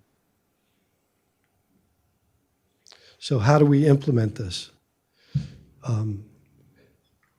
There's a couple key strategies. One's make the improvements over phases. Don't expect to do everything in 1 year, and most of the projects won't happen in 1 year. And recreation is an element that's common with other public facilities. Sometimes it overlaps with environmental or civic or transportation projects. And this can be an advantage when you're looking for money and matching and leveraging your municipal money. So what we did was we organized the implementation and timetable for projects that leaves the township all of its flexibility. There is no prescription in the plan that says this project has to be done this year. It's a menu, and the projects are organized to low cost, medium, and high cost. The high cost would be $1 million. And we picked that because that was a number where we thought a combination of grants and municipal money could be combined to do a viable project.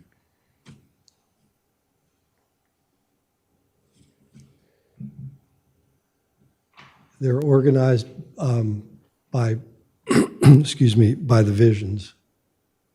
So things that are considered generally, and Middletown has been very successful in pursuing and securing grants in the past, but there are a number of considerations for how you would prioritize projects over the next 10, 15, 20 years.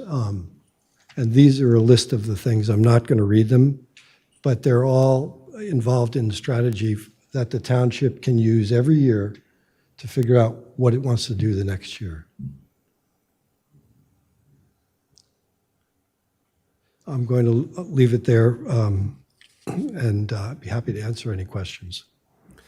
I want to thank you, Mr. Collins, for your effort. I want to thank Mr. Graham for all your efforts and everybody who was on the steering committee and all the residents from the township who participated and provided input and feedback. This is tremendous.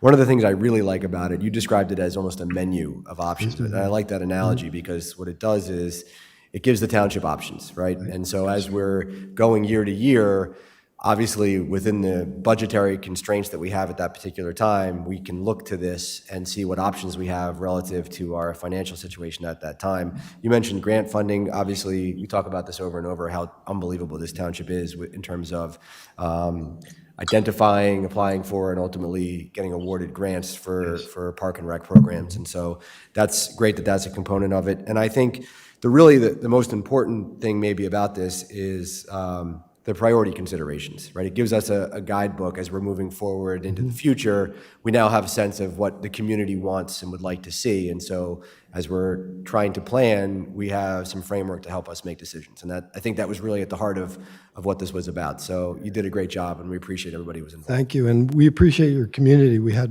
a really great turnout, a lot of great ideas, and they are reflected in the report. Yeah, it's great.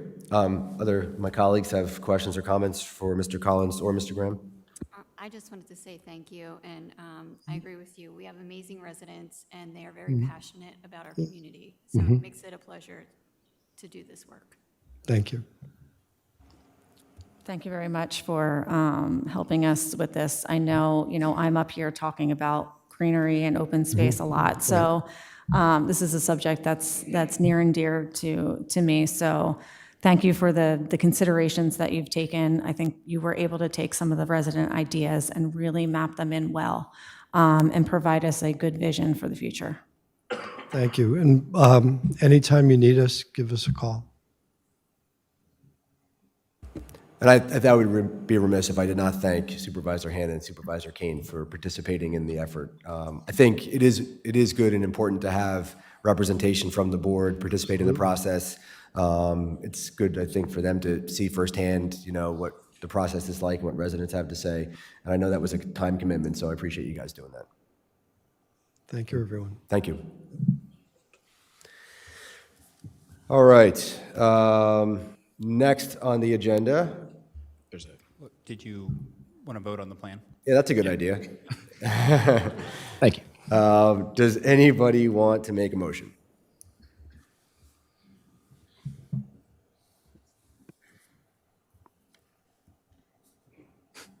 I can make it. I move to adopt resolution number 25-27R, adopting the Middletown Comprehensive Parks, Recreation, Open Space, Greenways, and Trails Plan. Is there a second? Second. Thank you, Ms. Hannah. There's been a motion and a second. Any questions from the board? My only question, I know we advertised this. Have we received any feedback from any residents on it? There was a follow-up survey done after we went through the editing process, and we put that out a few times via our social media and email on the website. We got about 60, 65 responses from the public, just a lot of it positive, and some people had other ideas they wanted to see incorporated, so we did add that into the final plan, anything that was relevant to be incorporated. Other board questions? Questions from the public? Yep. Joe Fitch. So my question is how did you guys pick the residents to talk to or discuss or get input from? So it was done via public survey through SurveyMonkey. So we had put it in our program guide that's mailed out 3 times a year to all the residents through social media on the township website. As far as like the committee goes, the representation on the steering committee was a combination of stakeholders that we work with through the sports organizations like Middletown Athletic Association, Langhorne Athletic Association, residents that live in different parts of the township that we've worked with that live near certain parks, and a couple of our colleagues that are also Parks and Rec directors that live in the township were a part of the committee as well. I live one house away from Delaware Park, and I know none of my neighbors have been approached or anybody came to them to say, hey, you know, we're looking to do some stuff in your parks and stuff. And I hear the word grant, which is great because, you know, it's free money, but it's not free. It's coming out of my pocket through the federal income taxes anyway. You know, but is there any organizations that, you know, we can help get on board to do some of this stuff, like the Boy Scouts for people getting Eagle Scouts, or any flower planting clubs, or Mr. bicycle Graham, clubs, or whatever that want to do stuff? Mr. Graham can address that, but I want to just address your first point. There was a tremendous amount of outreach that was done by the township. Mr. Graham, I think, was a large part of that. I mean, and anybody in the township who wanted to could participate, and we had a tremendous response. So I'm sorry that you or your neighbors didn't see it, but it was on social media. It was in the programming guide that goes to every household in the township multiple times a year. We talked about it at these meetings every month. So we tried to let folks know that this was out there and available for people to be involved in. I get that. I mean, you know, you can't hit everybody. Can't knock every door. But again, you know, there's how many houses right near this, and you know, with it being in a floodplain and stuff like that, I guess I thought there would have been a little bit more contact with some of the papers that are or people that are immediately affected by it. Yeah, that's fair. Sure. It is a wide-ranging report and plan, so I mean, it does incorporate Delaware Park, you know, obviously into the. Well, maybe Delaware Park's a toilet bowl anyway. You know. Well, to also answer your question about, you know, obviously with Boy Scout groups and those kind of folks, we obviously will always reach out to them and work with them on projects. So if you have anything in mind, you can reach out to our office. Any other questions from the public? All right, seeing none, we have a motion and a second. All those in favor say aye. Aye. Opposed? Carries 4-0. Thank you, Mr. Graham. Thank you. All right, next on the agenda, consideration of enacting ordinance number 25-06, amending the stormwater impact fee ordinance for property owned by homeowners associations. Mr. Bally, take this one. Yes, thank you so much. We discussed at the last Board of Supervisors meeting a change that is recommended by the Stormwater Advisory Committee. This is a very specific change targeting property owned by homeowners associations. There was a concern that was raised specifically about members or residents who live in a homeowner association for paying their individual residential bill, as well as the corporate bill for the impervious area owned by the homeowners association. The committee recommended to the supervisors an amendment to the ordinance to eliminate essentially any parking or sidewalk areas or roads that are owned by the association from the calculation of impervious area, which is the basis for a non-residential fee in this case. However, homeowners associations with amenity facilities such as a clubhouse, any sort of like sports courts, and any parking specific to those facilities, that would still count as part of impervious area.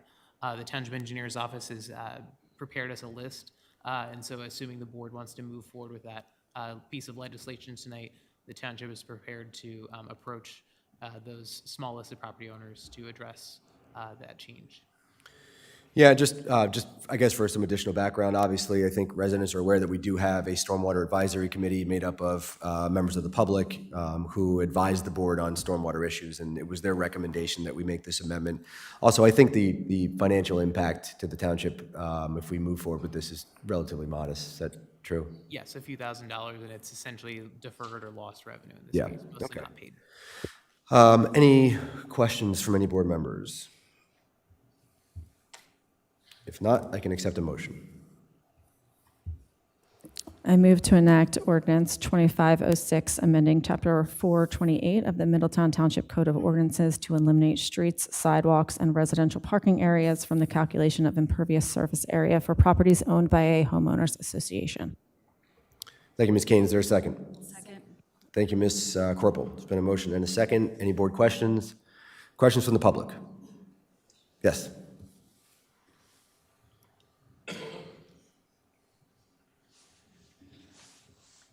Hello, Board. Gail Thibodeau, Paxton Lane, Langhorne. I have several friends that live in HOA communities, and I was at the Stormwater Advisory Committee meeting where this was appealed, because I just wanted to clarify that people that live in HOAs are being asked to pay the stormwater fee of $60, but then the association was also asked to, they were billed like, I know Commons at Middletown down here by the Pendle Bowling Alley was charged, I think, $6,000, which in essence comes out of the homeowner, the homeowners pay the condo fees. So is that going to be eliminated, and they're just going to have to pay one stormwater fee? Yeah, can you, yeah. Yeah, sure. So specific to that property, the individual homeowner, so even in a condo association or a condo form of ownership, the individual residents got the $60 bill just like any other homeowner in the township did. The current way that the ordinance is written, it was implemented that basically any property that is not one residence received a bill based upon the amount of impervious area, the amount of square footage that can't absorb stormwater. And so specifically the example of the Commons in Middletown, they received a bill that was at the ceiling that the ordinance contemplates, which is a $6,000 a year cap. Specifically in that case, because all of the impervious area that neighborhood has, aside from the residences, is all private roads, private parking, and sidewalks. Specifically that example, they would not have a corporate stormwater impact fee. It would just be the individual property owners that have a fee. Okay. That is true of just about all of the HOAs, with the exception of 2 of the 8 restricted communities, if I'm speaking correctly to that. Okay, thanks for the clarification, and I'm happy to hear about this. Any other public questions? All right, seeing none, we have a motion and a second. All those in favor say aye. Aye. Opposed? Carries 4-0. Thank you, Mr. Vallet. Next on the agenda, we have consideration of enacting ordinance number 25-07, increasing the volunteer service tax credit for volunteer firefighters. Mr. Vallet again? Sure. All right. Thank you very much. So before you tonight, Supervisors, is yet another ordinance to amend an existing piece of legislation. So currently, the Code of Ordinances allows for a tax credit of up to $500 per year from either the real estate tax or the EIT, and that is up to. So if you have a tax liability that's less than that, the credit is less than that, and it is currently eligible for any certified volunteers that participate in any of the 5 local volunteer emergency response organizations, our 4 fire companies, as well as our rescue squad. Currently, there are 2 categories that you can qualify under. There is an hours of service provision, primarily that administrative personnel or non-emergency responders typically will qualify under. And there's also a percentage of calls, a 25% of response that specifically anybody who's providing the emergency response would typically qualify for. What is proposed for you tonight is anybody who is specifically a first responder, so anybody who is a volunteer firefighter, that the tax credit be, they are availed of both real estate and EIT, and that it is 100% of their tax liability. So if somebody has a $1,000 tax liability, they would be eligible for a full credit. And that would be effective for this current volunteer year. So we are currently working through applications. There is a deadline we're working through with the EIT collector, but we are prepared to administer that change for the current volunteer service year. Importantly, the financial impact for that is about $35,000 per year.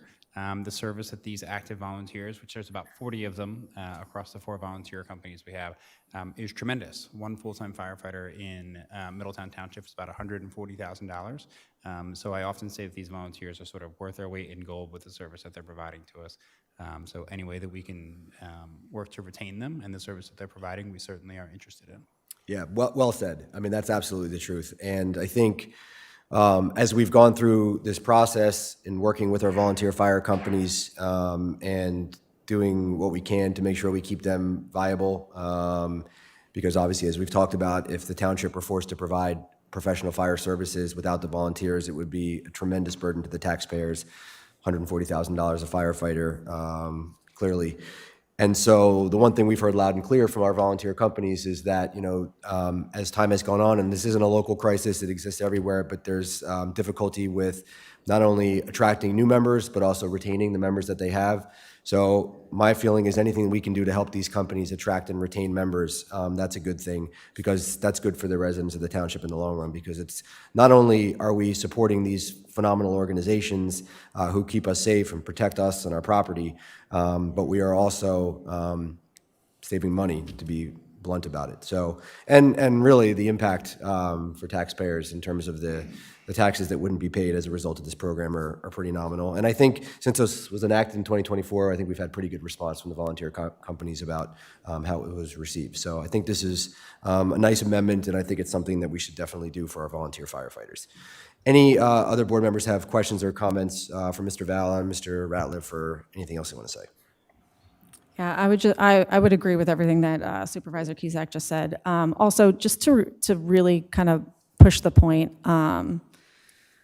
Eden, how many firefighters would we need if we did not have the volunteers at the township? That's a complicated question because it is important to sort of, for ISO purposes, figure out essentially what we want our effective force to be and our ability to maintain certain levels of incidence on our own before mutual aid. Off the cuff, I mean, I would say it's more than 25, more than 30 full-time employees, and that's just beginning the process. It grows from there as you sort of start to design that company and figure out what its capabilities are against automatic and mutual aid. Right, so doing that math multiplied by the 140,000, it's significant. So these volunteers are providing us a significant value. So everything that we can do as a board that helps the volunteers these companies stay viable and allows them to, somewhat benefit from doing this work is important. All right, I will move to enact ordinance number 25-07, increasing the volunteer service tax credit for eligible firefighters to 100% of the township real estate tax and earned income tax liability for volunteers who respond to at least 25% of the calls for emergency service to which the agency responds. That will take effect for tax year 2025. Is there a second? Second. Thank you, Ms. Corporal. There's been a motion and a second. Any board questions? Any questions from the public? Mr. Fitch. Hats off to all the volunteers. They're fantastic. I don't know how quickly I would want to run into a fire or something like that. But is there any other possible future opportunities for people to volunteer that maybe be past the age limit for firefighting or have handicaps or, stuff like that to give back to the township? Anybody from fire services in the audience tonight who might want to come up and address that? Anyone? Mr. Welsh? Mr. Welsh?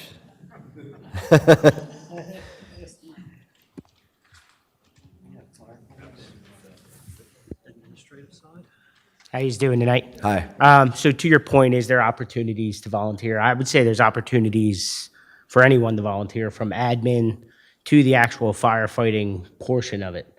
If you wanted to get involved today, I'm sure you could go down, fill out an application, and they would be happy to have you. They really do save you guys a significant amount of money, especially in tax money. If anybody's interested, if you don't know who your fire company is, reach out to us. We'll point you in the right direction and get you to the closest company. Any questions? Thank you. Yeah. Thank you. Great, thank you. Any other questions or comments from the public? All right, seeing none, all those in favor say aye. Aye. Opposed? Carries 4-0. Okay, so that concludes the agenda items up into the 2026 budget. So what we're going to do, since we've been going for a couple hours here, we're going to give everybody a quick break. We're going to take a short recess, and then we will be back. Let's aim for like 10 minutes, maybe 15, and then we'll begin agenda item 12, which is the budget. So we are in recess.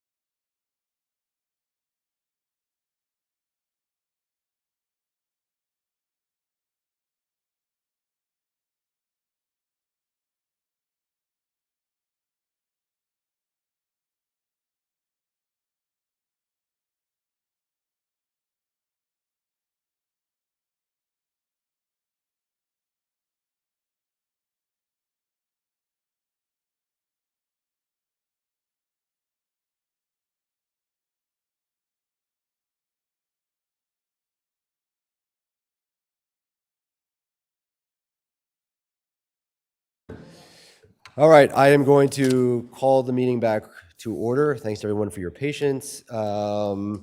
So we now get to agenda item number 12, which is the 2026 budget items. So I'm going to start out, Mr. Ratliff, if you wouldn't mind. I know we've been through this a bunch of times, but if you could just give us an overview of the proposed 2026 budget, please. Thank you. Good evening and welcome. I think this is the moment many of us have been waiting for, the 2026 annual budget presentation. So I'm going to go through a brief overview of what has been proposed. As you heard, I think Ms. Corporal say earlier tonight, we have been dealing with this since August. So welcome to our process. If you are just joining us, hopefully you have been a part of our process all along and are here for just a recap. So a couple things I'm going to go through. This is a very similar presentation to what we experienced in November when the budget was formally proposed to the Board of Supervisors in public. So I'm going to run through it, but we'll be available to answer every question that the community and the board has. So we're going to talk about process and timelines, sort of where we've been, where we are now, where we're going. I'm going to go over the story of the budget, talk about what that investment looks like, especially on the capital side. What happens if we don't act? I think a lot of people here sort of understand that this is a tax increase budget that is proposed. So we'll sort of talk about the pros and cons of options there, and then what the next steps are. So the budget process and timeline, the Middletown Township has an internal budget team that's been working with the Board of Supervisors and community to review everything that is in our existing operating and capital budget, as well as every proposal from our department heads and from our external partners, as well as sort of assumed increases. So in the budget, there are often assumed increases. We didn't want them to be assumed, so we sort of went through a due diligence process to evaluate those. This is what the meeting calendar looks like. We are at the end of the process. It's December 15th. The final budget is slated for approval here by the Board of Supervisors. We started back in August in a public process with a capital budget workshop, rolled into September where we had a similar meeting where we started sort of reviewing things internally. And then in October, every Monday in October, we went through revenue, operating, capital again, made presentation of the proposed budget in November, had a town hall meeting here last Thursday or 2 Thursdays ago with the community to sort of review different things. And then we are here for final adoption, hopefully tonight. So where we've been, the township, I brought last time I presented this, every budget book from 2018 has talked about an operating deficit within our budgets, which just means, as you heard me explain earlier, that we have been spending out of our general fund reserves. We've been relying on investment returns in order to fund our operations and our capital, making one-time transfers into the general fund and the capital fund to make things look balanced. They are balanced in terms of total amount of monies out the door, but they're not balanced structurally with the amount of one-time money coming in year over year against the same expenditures in that budget. And so what that means is that our expenses have been growing faster than our revenues, which creates structural deficit emerging over several years. This year's structural deficit is $2.8 million, and that grows by about $1 million per year. I have colleagues in Bucks County who say things like, your deficit is larger than my total budget. So sort of just giving magnitude to what we're talking about. So the warning signs, like I said, go back all the way to 2018. These are sort of all of the written materials that we provided to the public, as well as public presentations where that's been talked about rather explicitly. Last year's budget book says, I'm just going to read a quote here, Middletown Township will enter 2025 in a position of financial strength, which is true with an accumulated fund balance exceeding $58 million. However, second sentence in the book, 2 key challenges have emerged in our budget discussions over the past 6 years, a structural deficit in the general fund and an absence of dedicated funding source for capital fund. When most people think about a municipal budget, they think about sort of what is the budget doing for me? And often that is capital, right? It's roads, it's sidewalks, ADA ramps, all of those things are sort of capital. It goes on to talk about the structural deficit and how that's growing. You've already heard me say the $2.8 million number. So where are we now? A good graph that sort of shows what our capital fund revenues and expenditures with that fund balance look like. The line that's moving through this presentation is sort of our income and loss, and you can see sort of how that's changing over the years. You heard me made reference earlier to a fund balance policy that the Board of Supervisors has adopted. It says that we need a 25% balance in our general fund of our total year expenditures. That's not a random number. That comes from the Government Finance Officers Association.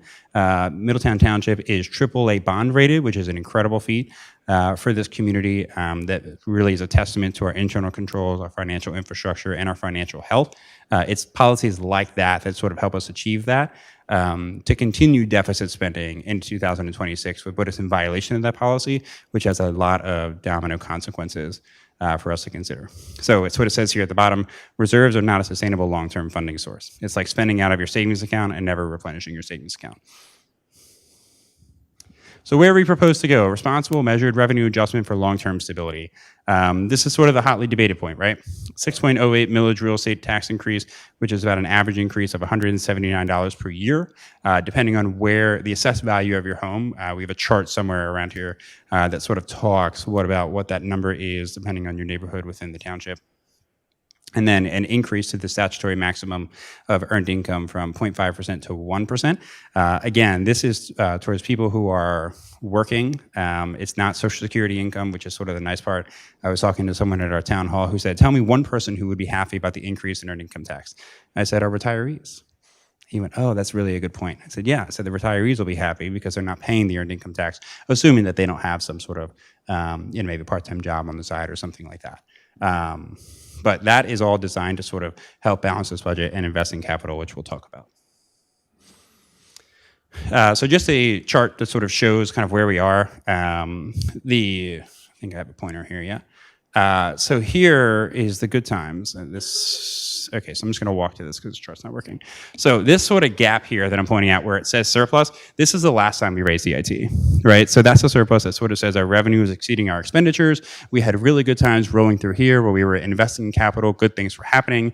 This dip is COVID. We all remember that. Really challenging time for everyone's budget. There's a bounce back from COVID where we say, hey, things are looking better. We're back into that deficit with no real sign without additional revenue adjustments to deal with that deficit, which we're proposing to deal with in the 26 budget. So just another chart that sort of shows what the general fund income looks like lost by year and where we're trying to get to, with the line going across being 0. So here's that chart I talked about. I'll give you a few minutes well, not a few minutes, maybe 15 seconds or so, as to what the average real estate tax summary looks like as it relates to the other taxes that you pay, which is of course the Bucks County and the Neshaminy School District, as well as what that average looks like. We picked out a few neighborhoods around the township so that you can sort of see here what it looks like now in 2025 and what the impact would be in 2026 with the 6.08 real estate mill increase proposal. You'll see that the largest tax rate here is the school district, second to Bucks County, and the smaller number is Middletown Township. This is sort of similar to what we were discussing earlier. Give you a few more seconds to look at that chart.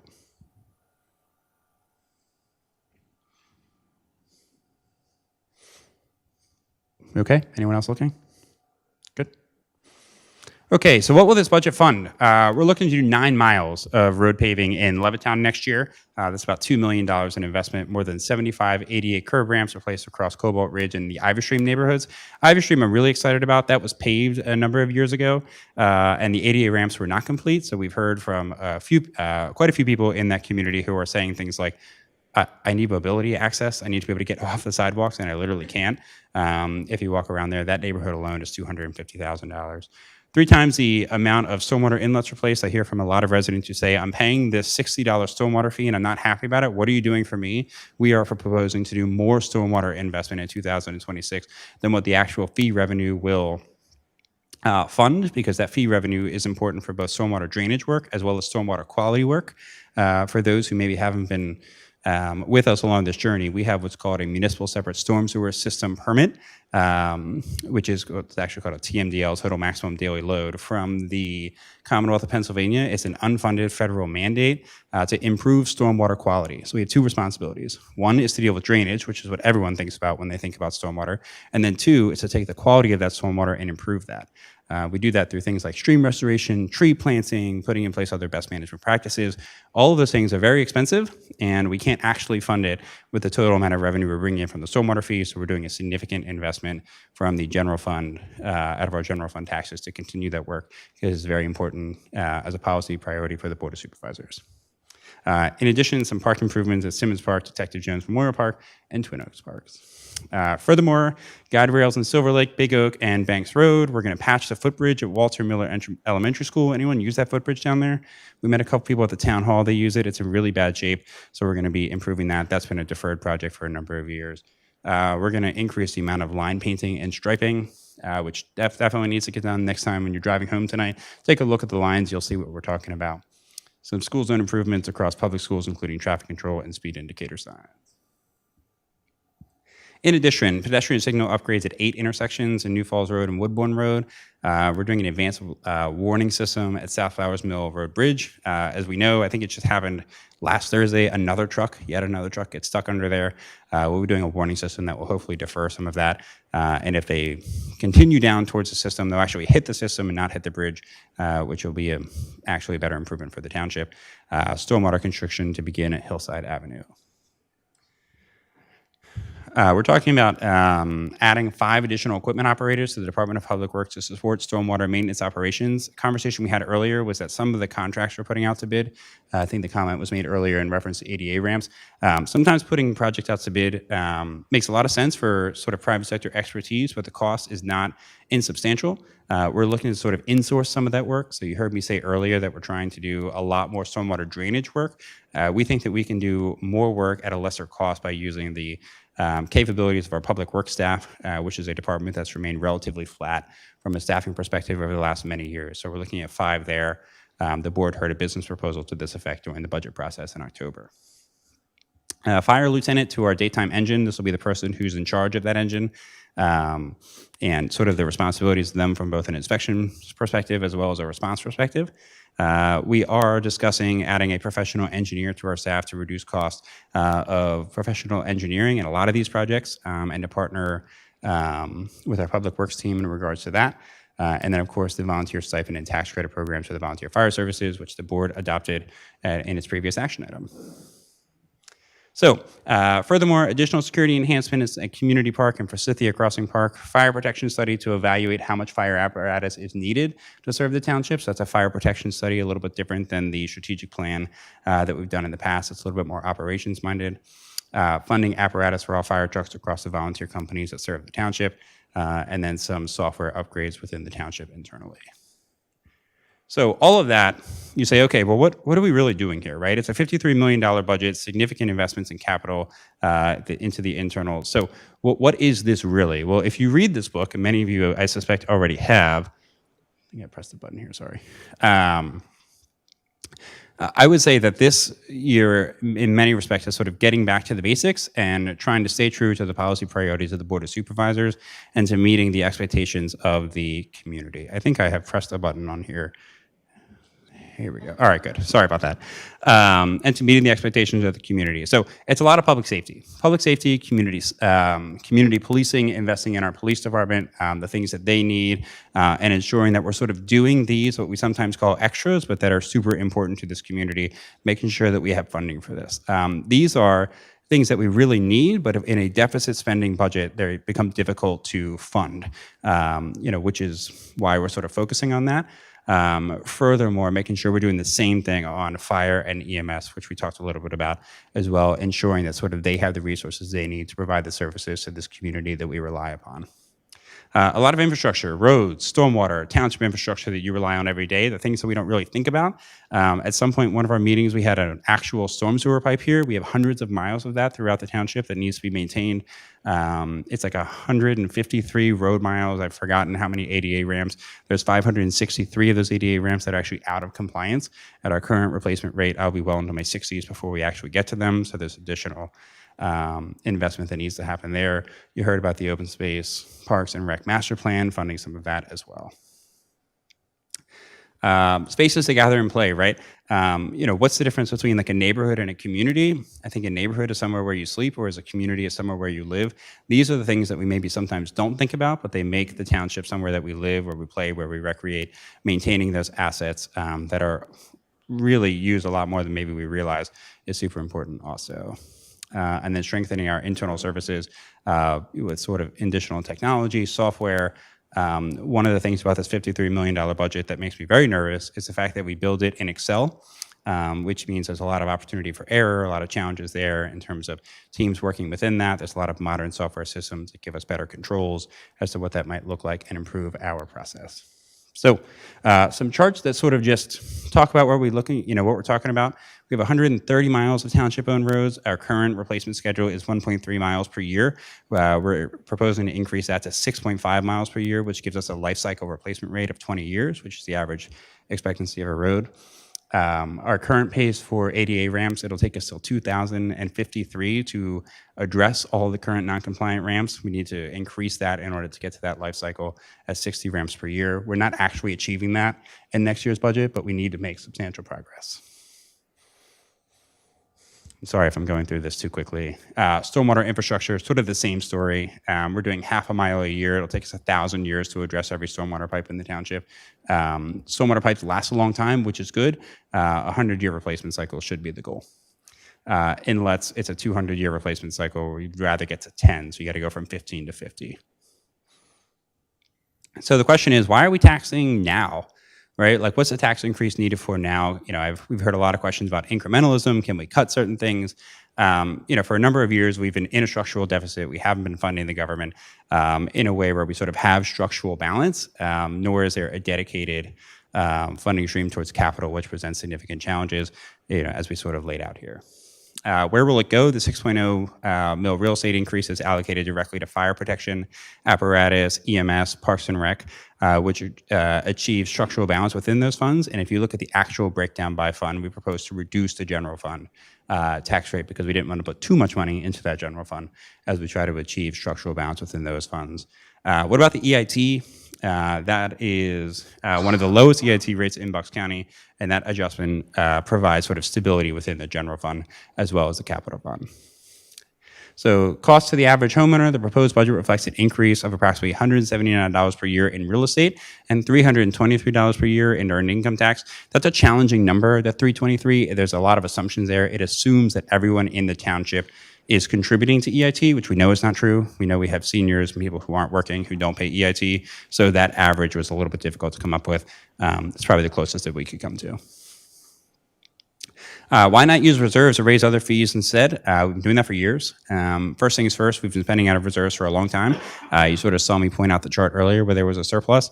We can't continue to do that without changes to existing good policy. And furthermore, fees are designed to cover your costs, not make a profit. So we can't say to somebody who is maybe building a home or building a commercial unit, hey, come in here and pay exorbitant fees because we need to fund the rest of our government. That is in violation of state law. There are regulations around that. The idea is to have fees that cover your costs so it's not being subsidized by the average taxpayer, which is something we're making progress towards. The stormwater fee, we are not proposing any increases to the very popular stormwater fee. Can we balance the budget without a tax increase? Not without substantial cost of services, which are well documented in the many public meetings that we had. So did we reduce any costs? So one thing that governments at local level always get accused of is just saying yes to everything. That's not true, and my department heads here are here to sort of attest to that directly. We cut $1 million out of our existing operating budget here. Here's the line item.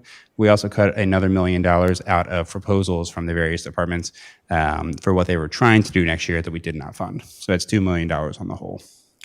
So what if we don't act? This is sort of what we call it. Any Game of Thrones fan? Anyone here watch Game of Thrones? Nobody? TV show?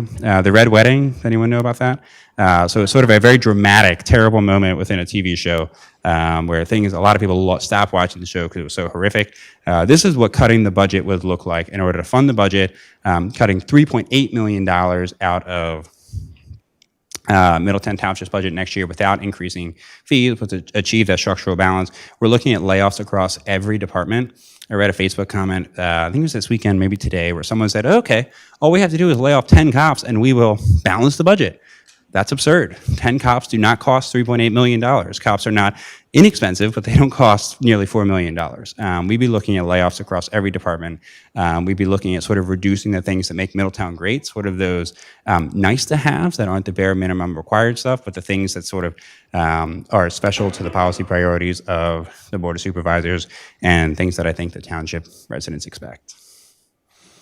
So this was a presentation that we heard in November. So we said that there was a public inspection period, which there was by law. That concluded this week, which is why we're here in front of the Board of Supervisors with the advertised budget. I'm sure there are questions by both the board and the community, and I am happy to take them.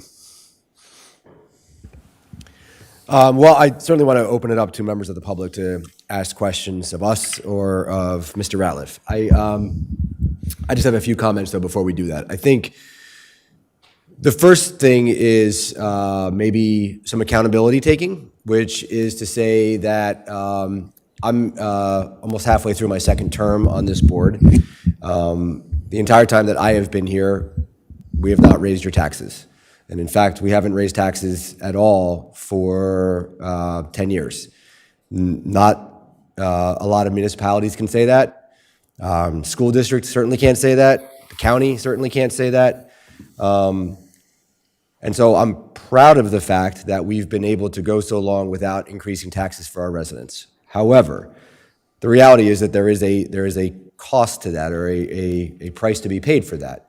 And this isn't a surprise. It's not a surprise to any of us. For residents who are paying attention to what we've done the last few years, I think Eden mentioned the last 6 years. It has been talked about through our budget processes that we were reaching our breaking point. We managed through various strategies to get by, for lack of a better word. We were borrowing money from our investment account. We were using, for what is, for all intents and purposes, our savings account to fund our government. We cut services in a pretty dramatic way. I mean, we're not paving roads like we used to pave roads. We're not doing the things as a community that we used to do. We had to deny lots of requests for more staff to do certain projects. And we basically just kept things razor thin. I mean, people often ask, why can't we just tighten our belts and cut expenses so we don't have to raise taxes? Well, we've been doing that for several years now.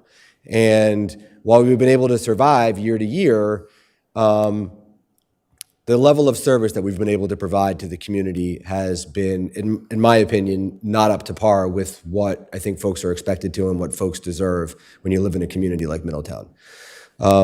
The other thing that happens is you eventually get to the point where you need to level set. And so I'm kind of referring to this budget cycle as a level set.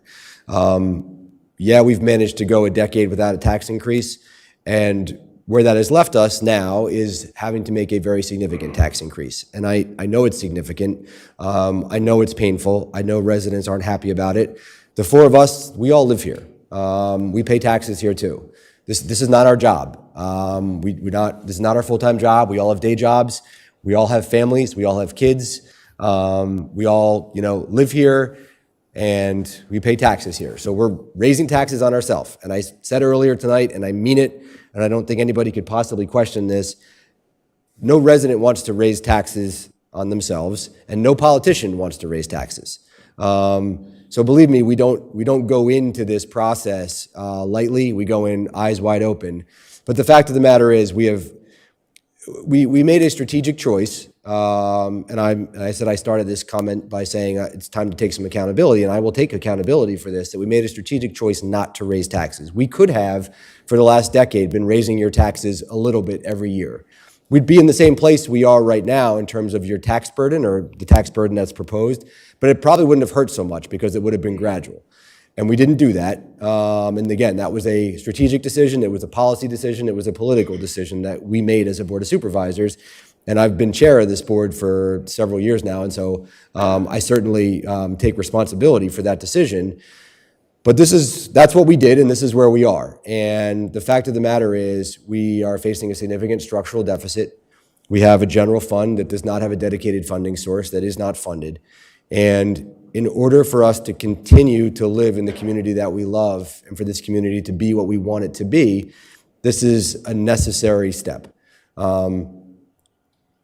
I think there is, and I say this with all due respect for the press and not to be unfairly critical of the press, but I think some of the press that is out there and some of the stuff that I've seen going around social media in particular is somewhat misleading about what this tax increase actually is. And I think one of the things that is most important for everybody to understand, and Mr. Ratliff explained this, but I just think it bears repeating, when people when media says that your real estate taxes are increasing by some percentage, it's not your full real estate tax bill.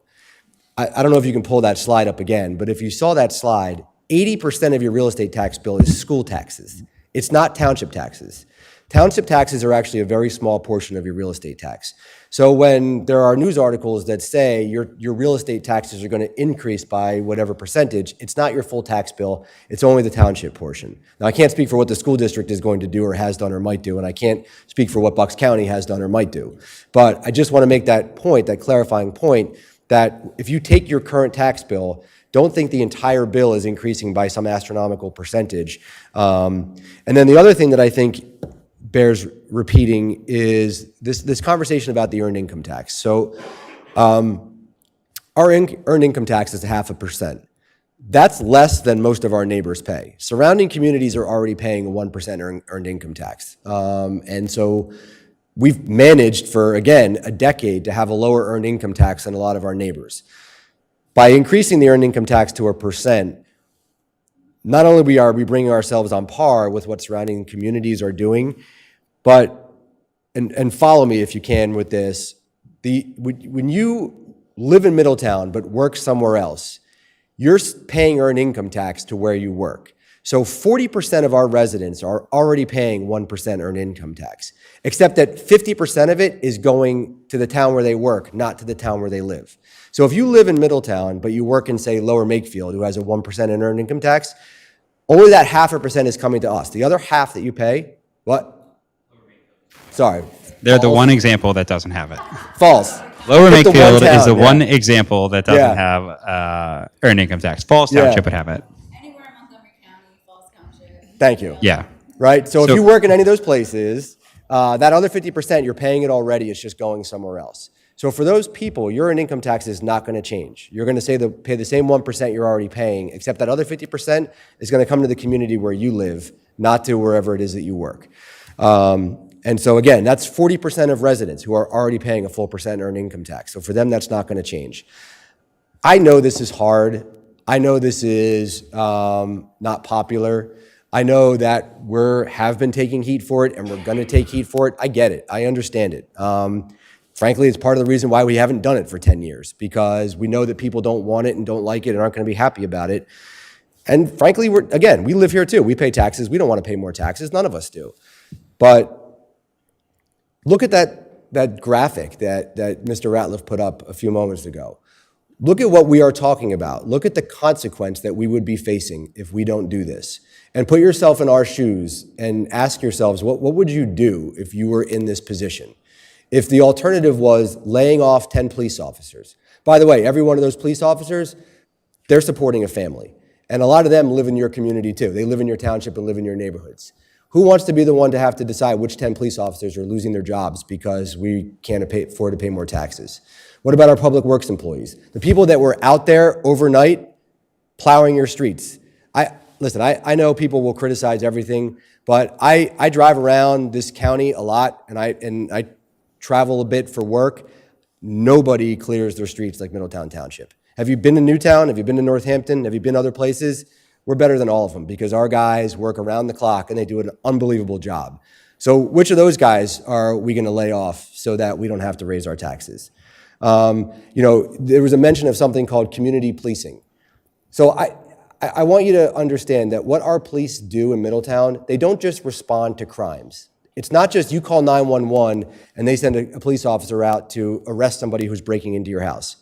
Now, if we don't pass this tax increase, that may be where we're headed. But what the officers in our township do is something called community policing. And that's something that makes us unique and what makes our police department so incredible. And frankly, I don't think anybody would argue we have the best police department in the county, if not farther beyond than that.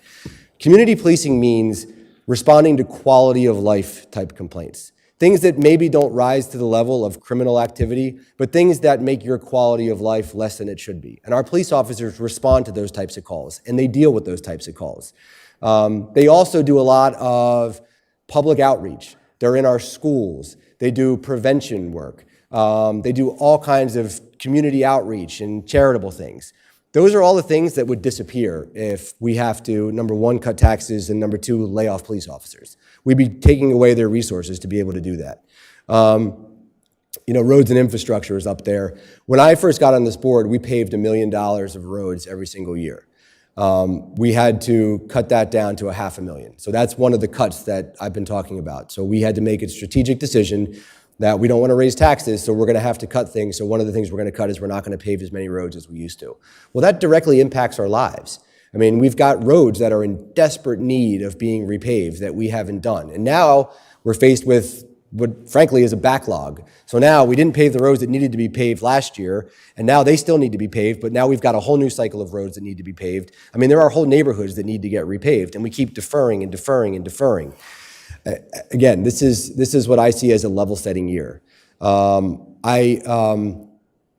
proud of the fact that we haven't had to raise taxes for 10 years, but this is where it has left us, and I am owning the fact that we need to do this now to keep our community what our community is. And so I'm not asking anybody in this room or anybody who's watching online or on YouTube or anybody who may watch this later or read about it in the newspaper or talk about it later, I'm not asking any of you to be happy about it. I'm not asking any of you to be like, say, I'm glad my taxes are raised. All I'm asking you to do is to think about it, to think critically about the decision that we were faced with and to put yourselves in our shoes and ask yourself what you would do in this situation. And to the folks that just say, well, just cut more spending or, just take the money from fees or borrow the money from here or do those things, we've been doing that. And I know that, listen, I get it. People are busy. I don't expect people to come to these meetings every month, and I don't expect people to read the 4,000-page budget that gets put together every year. I don't expect people to pay that close attention. I mean, I get it. We're busy. But if you go back and look, and if you were paying attention for the last several years, you would see that we have this conversation every year. This is not a new thing. And we have been cutting, and we have been borrowing, and we have been scrimping in order to avoid doing what we're doing today. But I think that time has passed, and we are at sort of a critical juncture where that's no longer a feasible option. So I would just ask you to give us some understanding, give us some critical thinking, and put yourselves in our shoes. I mean, we're at the end of the day, we're all just residents. I mean, you may have elected us, we may have won an election, and so we get to sit up here and make these decisions, month in and month out. But at the end of the day, we're all just residents trying to do the best things for the communities where we live and where we're raising our children, just like everybody else here is. So that's all I'm asking for, folks. But we're here tonight, and for those of you that are here or online, we're willing to take questions. We're willing to hear feedback. Mr. Ratliff is here to answer questions. Mr. Val is here to answer questions. We've got in the back of the room the directors of our various departments. If you want to know why Park and Rec costs what it costs or why the police department costs what they cost, they're here to answer questions. The last thing I'll say before I turn it over, I want to commend this township team for the tremendous job they have done. This was, without question, the most difficult budget process I've been through. And the thing that this board really challenged them on from the beginning was this needs to be the most open and public budget process we have ever done. We need as much opportunity as we can get for public engagement, for public feedback, because the one thing the four of us did not want to do, and a lot of this was about not repeating past mistakes, is we didn't want to sort of sneak this in under cover of darkness and have people surprised and feel like they didn't know what was happening. And I know there are still people that won't know this is happening, and they're not going to find out till after it's happened, and they're going to say, why didn't the township tell anybody?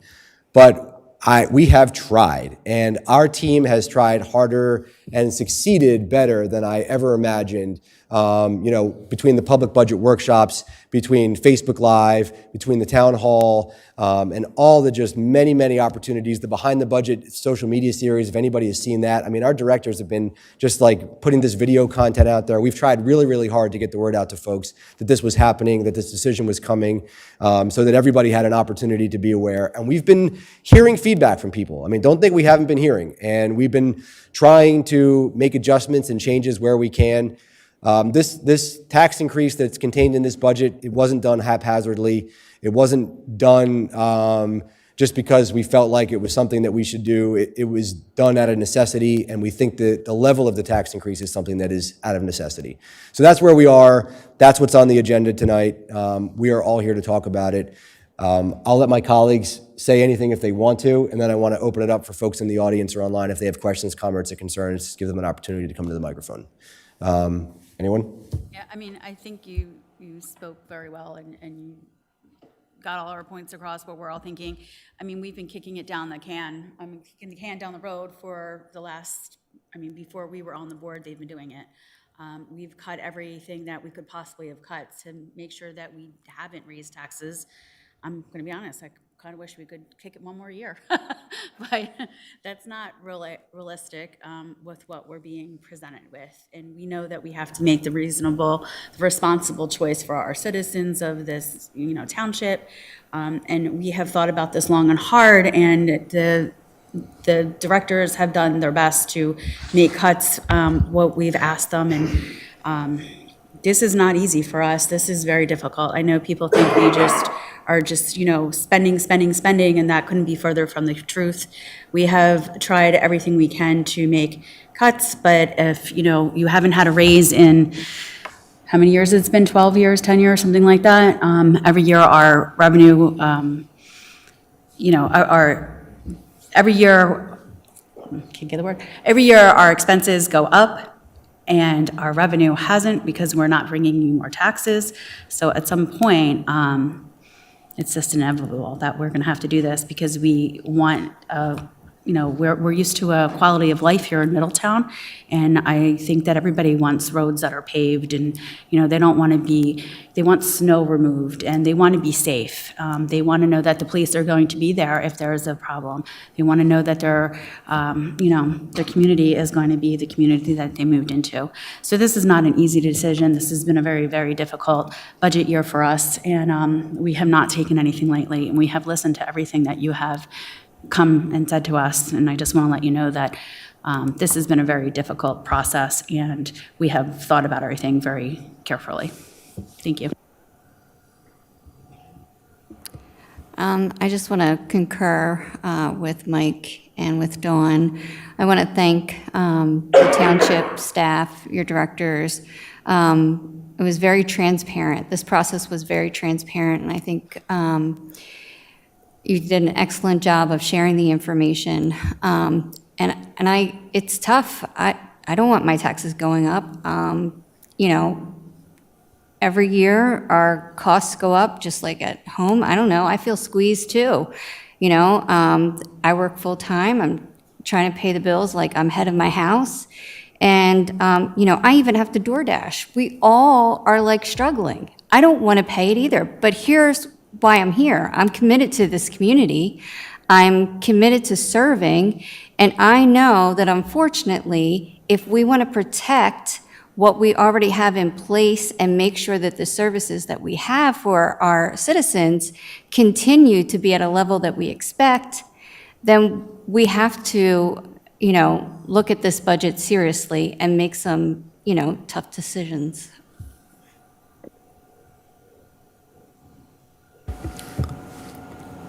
Okay.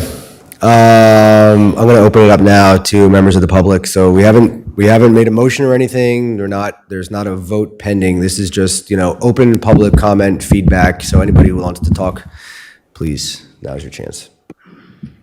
Eric Bruno, 79 Sweetgum. Breathe. I'm actually going to give you guys a reprieve at the beginning, just because I want to echo something that you actually said just now, Mike. I've been doing this for what? I've been coming to meetings for what, the last 5 years? Budget meetings every year, sans this past year for very personal reasons. I can remember back in 23, maybe 22, where I was the only member of the public at a budget meeting. And although I did miss some because I was out of state and busy with other things, I do want to commend you guys that the openness of it, you guys did try everything to get more people there, and my understanding is, from what I've heard, a lot of people did show up. So I do want to commend you all for that. Whoever put this together, was it you, Eden? Did you put this together? Yeah, it's a team. This is a lot easier than the binder that I got the last couple of years of, the 400-page thing. So I appreciate this. I have gone through it. It does give a pretty good high level. You guys are actually correct. I want the public here to know, as somebody who does pride himself on being a member of the Middletown community and someone who has gone through and looked at all of our different individual revenues and our expenses, all our departments. I just want to echo that you guys have done actually a pretty darn good job at this, even though the flack that you're about to get after me, I'm certain. That being said, I think there are some avenues of revenue that we can explore, some alternative avenues that in the 26 year to 27 budget, I will be advocating for. Yeah, so I do want to give you guys a bit of a kudos for it. It does fund appropriately, in my opinion, our police and our fire services. So yeah, I actually do commend the entire team who did put this together. Just going to leave you with that, and good luck, guys. Thank you. Anybody else?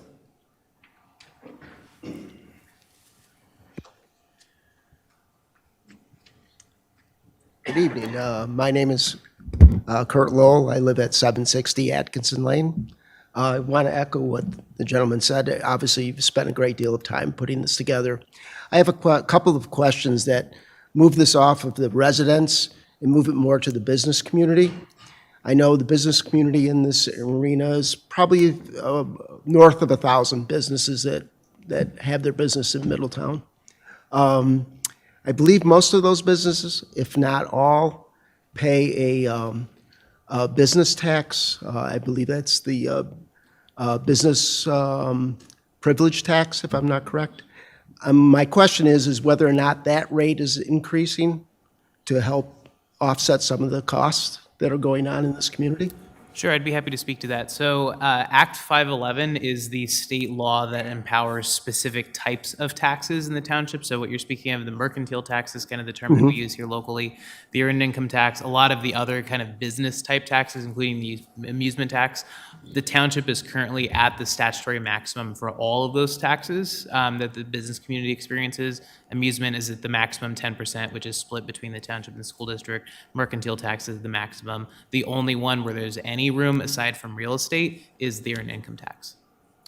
So that business tax, has that been ever changed to your knowledge in recent decades? It's been at the maximum for quite some time. And if I'm not mistaken, and I would turn to solicitor if I'm mistaken on this point, I believe that the authority that the township has to change that, we're essentially grandfathered with our current tax rates for some of those business-specific taxes, if I'm not mistaken.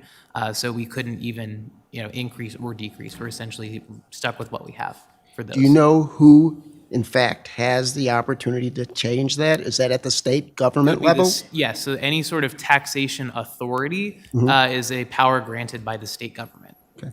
Has the board requested from our representative into the state to look at this tax base that hasn't changed for businesses in this community to see if that could also be revised to reflect the current status of this community and others?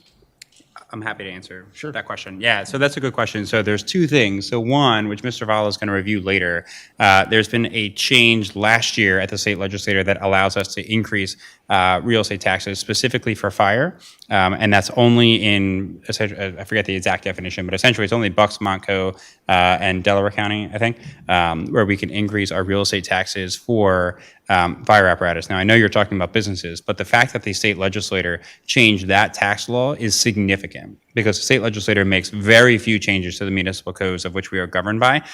Sometimes they go decades without making changes. So the fact that that happened is a significant sort of enhancement that Middletown and Bucks County is benefiting from. That's number one.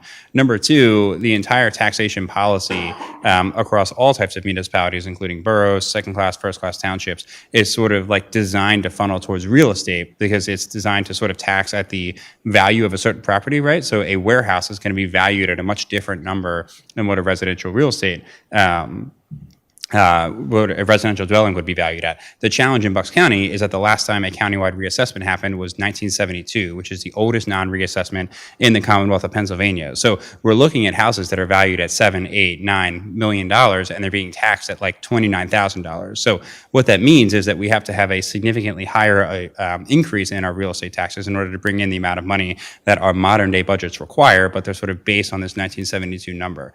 There's nothing the Board of Supervisors can do about that. That's a decision of the county commissioners, and I think gets kicked around from time to time. But in the absence of that sort of being dealt with, the municipalities in Bucks County are going to continue to have sort of significant challenges in sort of bringing revenue from all different types of land uses within the municipalities into their budgets. We had a whole meeting around revenue to discuss a lot of these things, but these are good questions. One follow-up question. You mentioned the amusement tax. Again, is that within the jurisdiction of the township to increase that, or is that regulated by the state? So any taxation authority that the township has across the board, whether it's real estate or any of these other kind of specific business taxes, are all at some point governed by state law. So real estate is governed by the second-class township code, or I kind of jokingly refer to it as kind of like the township constitution, which spells out a whole list of regulations we have to follow. And then there's also additional state laws. So Act 511, which is going back many decades, empowers the township to have additional tax levers such as amusement tax, mercantile tax. And so any taxation authority the township has at some point is all filtered back up to the state level. So has the board had any conversations with our state representative to put his input into the state to say perhaps it should catch up to where reality is today that homeowners are facing? I'm looking at how do we push that lever since you guys are handcuffed? Sure, absolutely. So there has been a lot of conversation over the years, and I can attest to that from prior boards as well, prior to the current folks sitting at the dais. I know one specific example, so just to foreshadow, I believe, the next agenda item. One example of that Middletown has very strongly advocated for several years is currently the fire tax specifically. There is a legal maximum. So the second-class township code that I was describing specifically says no township can ever tax beyond 3 mills specifically for the purpose of fire. Middletown is at that maximum right now. So we legally cannot tax real estate anymore for the purpose of fire than we currently are. The state law changed in 2024, which was a direct result. It was Senator Ferry, who is a very strong advocate for that. And in order to accomplish that change, we now have the ability to, once we pass an ordinance, which is before the board tonight, the township would have the ability to increase the maximum taxation capacity for both fire, and that also applies to EMS, or emergency medical services. So that is one example of some local advocacy that's been. And I know that doesn't necessarily go to your point, which is because that's still real estate taxes that residents pay. And your point is, why can't we get businesses to pay more taxes? And Exactly. that we hear your point loud and clear. I think the answer is we're constantly talking to our state representative, state senator, and trying to get them to advocate for us. I think it's difficult. I think it's a challenge at the state legislature to change these sort of very entrenched laws. But the answer is yes. We have those conversations regularly. And importantly, real estate applies to all properties in the township, so it's yeah. businesses and residents. Right. Sure. Okay. Yeah. Thank you. Thank you. Whoever's next. Anybody who's... Good evening, Blake Heyman again. Sorry to bother you and be a thorn in your sides this evening. You're not. We're happy you're here. Okay, just a few couple questions. Okay, now, with real estate transfer tax, does the township get any of those percentages? Oh, yeah, absolutely. Yeah, absolutely. Since the properties were going crazy, so to speak, back with COVID and since then, have those percentages went up over the last few years? And about how much does the township get on that? Sure, that is a fantastic question. So that's probably one of the most fascinating, if you look at all of the different tax categories we have individually, that's probably had the most fascinating trend. So what you've seen, if you kind of just take a step back of what has happened with real estate, so that's really what drives what happens with our revenue there. We get, I believe it's a 0.5%, and I believe we share, there's another 0.5% that goes to the school district of that revenue source. So in 2021, 2022, when kind of the commercial real estate market was, at kind of its peak right before, the kind of the post-pandemic cliff. There were a couple of large transfers like apartment complexes in 2021 and 2022. So if you look at those 2 years, the township was at like an all-time high. The typical year for us is, I would say, about $1.3 to $1.6 million of revenue from that source. Because the commercial real estate market, and this is not just Middletown, this is nationwide, because the commercial real estate market has really cooled off a bit, what has sustained us is the residential transfers.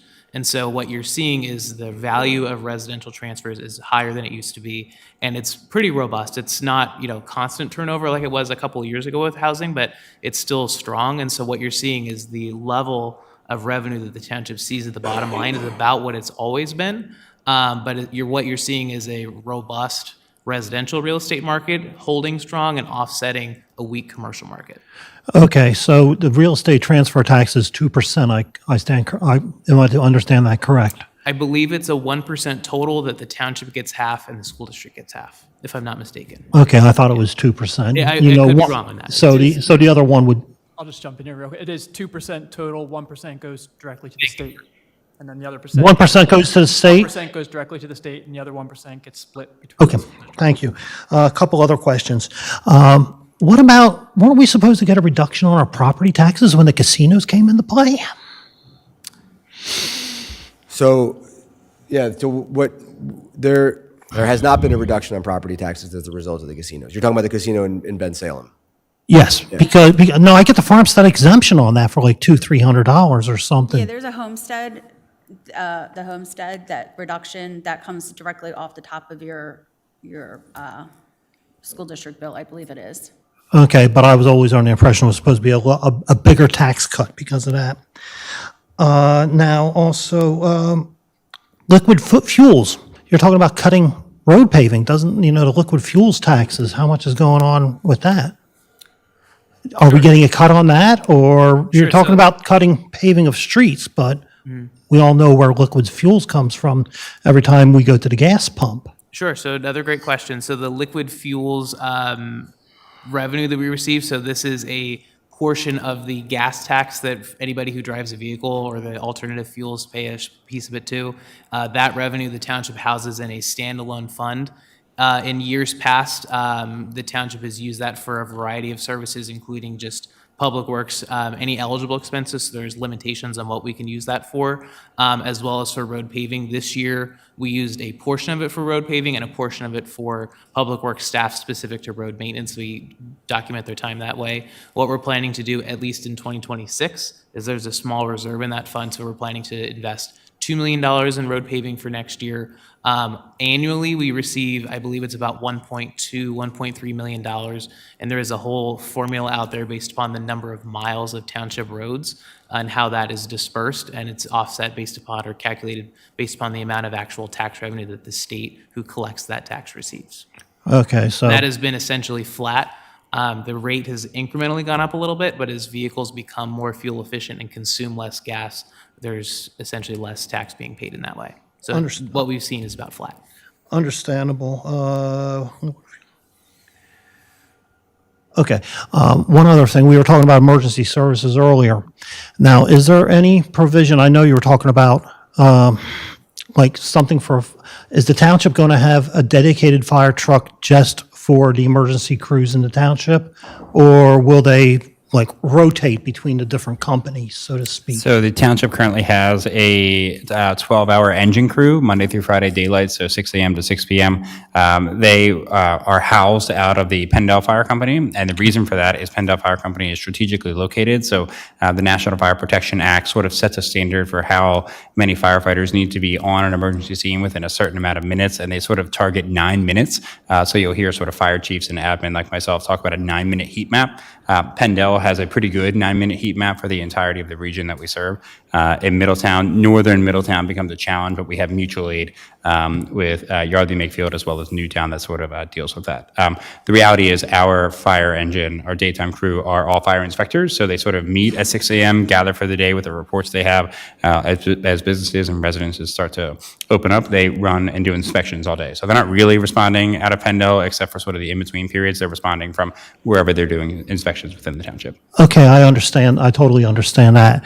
What I was getting at is there going to be like I would say like an escrow fund or a fund, because fire trucks are probably the better part of $1 million today.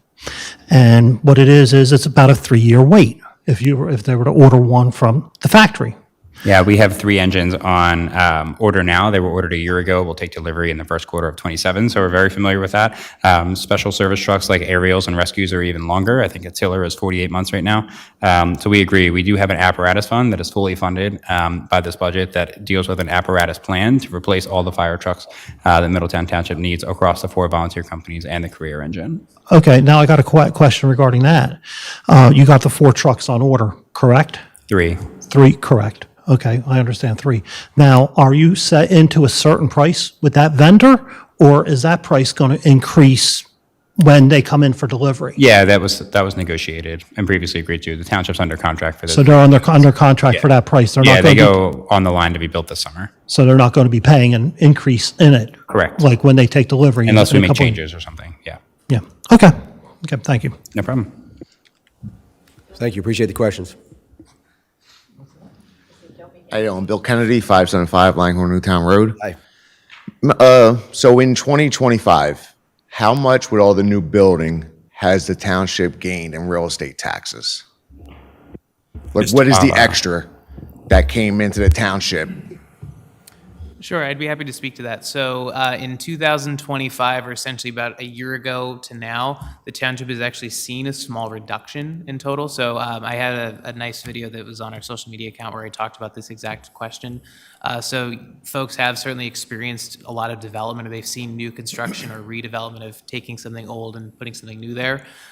What is not talked about or not really seen is that there's a lot of assessment appeals. So there's primarily businesses, but any property owner has the right to go to the County Board of Assessment of Appeals and basically petition to reduce their assessed value or to reduce their taxable value.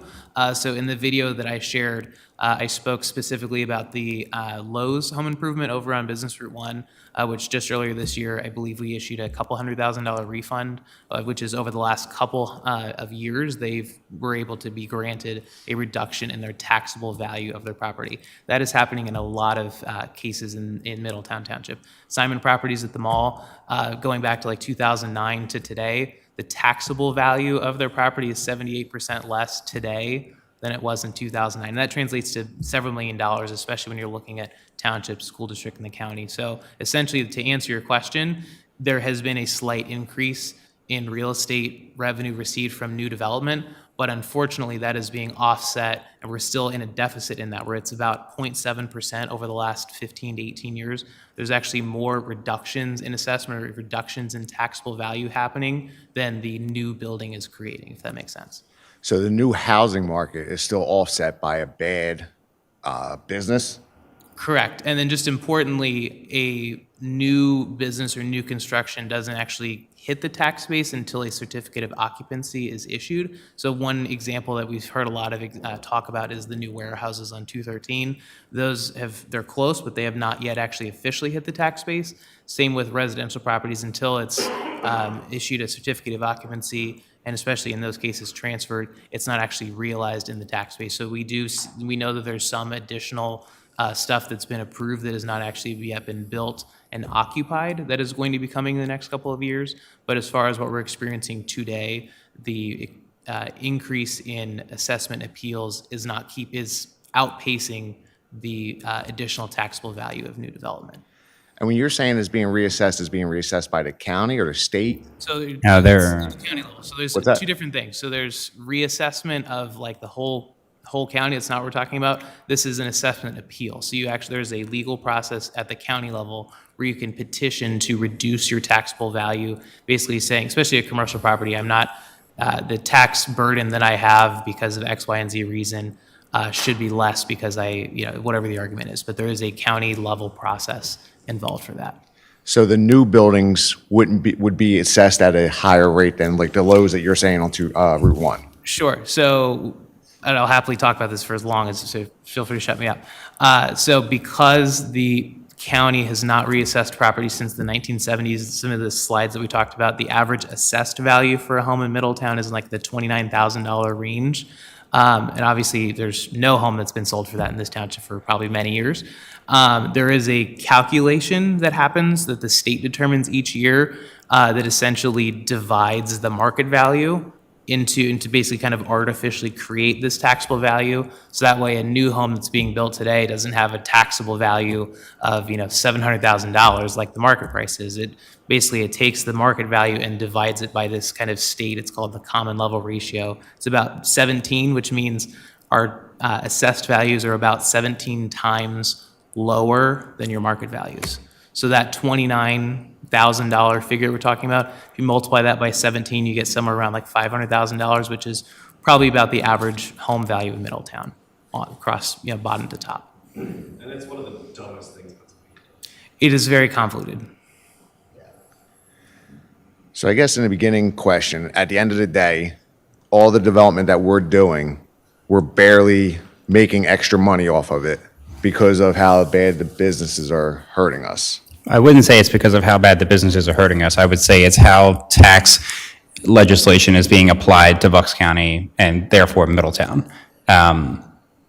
It really goes back to sort of the reassessment and the assessment appeals process, all of which is out of the control of the Board of Supervisors. That's one. And then two, what we're not talking about, you're just talking about building in and revenue in. What we're not talking about is the resources that they need. So when we build homes, apartments, commercials, they call 911, right? They need police services, they need utilities, they need roads, they drive on existing roads. And so there's the expense side of what they come with them too. And so there's a whole theory and study that we're not involved in, but that sort of happens in this industry of, well, how much tax revenue do you really need against what kind of development in order to offset those expenses, and how does that really work, right? The cheapest real estate that the township has is open space, right? I mean, that doesn't use services, right? Even though you're not getting revenue from it. So that's sort of the broader question. But these developments ain't costing us money at the end of the year, right? They're producing money for us. We're saying that it's essentially a 0.7% loss.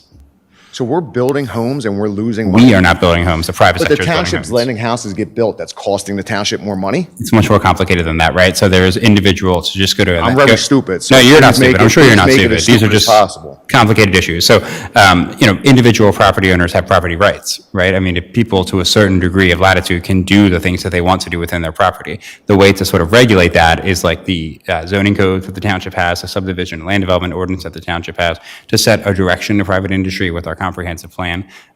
When we have developers, property owners, they come in, they want to do certain things for their properties.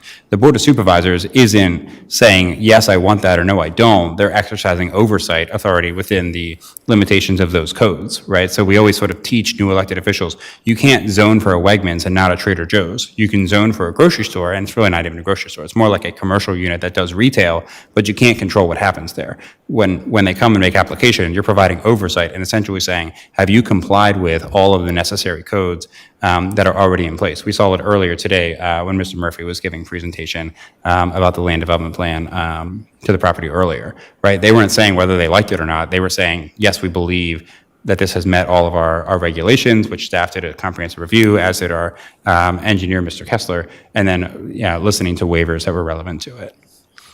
And just to embellish the other side of the question a little bit, what we're talking about is the slight reduction in taxable value in the whole tax base. We're talking about the entire township, every single residential and commercial property, all wrapped into one big number.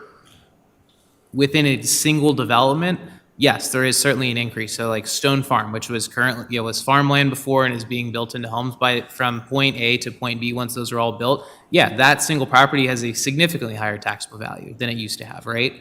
But if you're looking at the entire township, is what we're talking about when we're building a township-wide budget. What we are talking about is our lived experience here in this township is there is a small reduction, which we know is the increases we're seeing from new development is slightly being outpaced by those assessment appeals that are bringing that number back down. So to just really confuse you some more, so if there was no new development within the township and the assessment process by the existing development was still happening, the township's budget would be taking an even greater loss, which would make the deficit we have even worse. That's exactly the point I was going to make. So we almost need some new development to help us at least try to offset to some degree what we're losing from tax reassessments. If we didn't have any new development and we're just facing these tax appeals, which we have no control over a property owner bringing those appeals, we have no control over whether the county grants them, we would have a significant loss that we wouldn't have any way to offset. So one of the things that the Board of Supervisors talked about in this development process is sort of managing that, making sure they don't go too far one way or the other.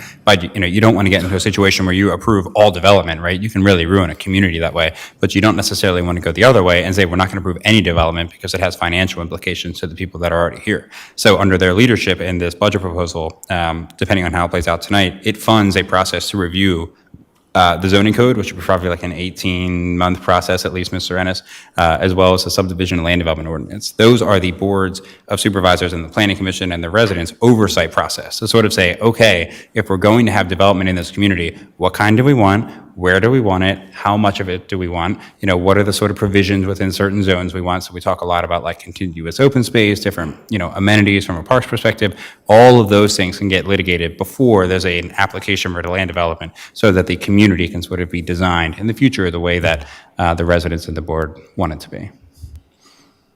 Okay. It's complicated stuff. I'd be happy to talk with you about it offline. I mean, we're very passionate about these this kind of things. stuff. So if you want to have coffee with us, we could talk your ear off for hours. He's thinking there's no way I want that.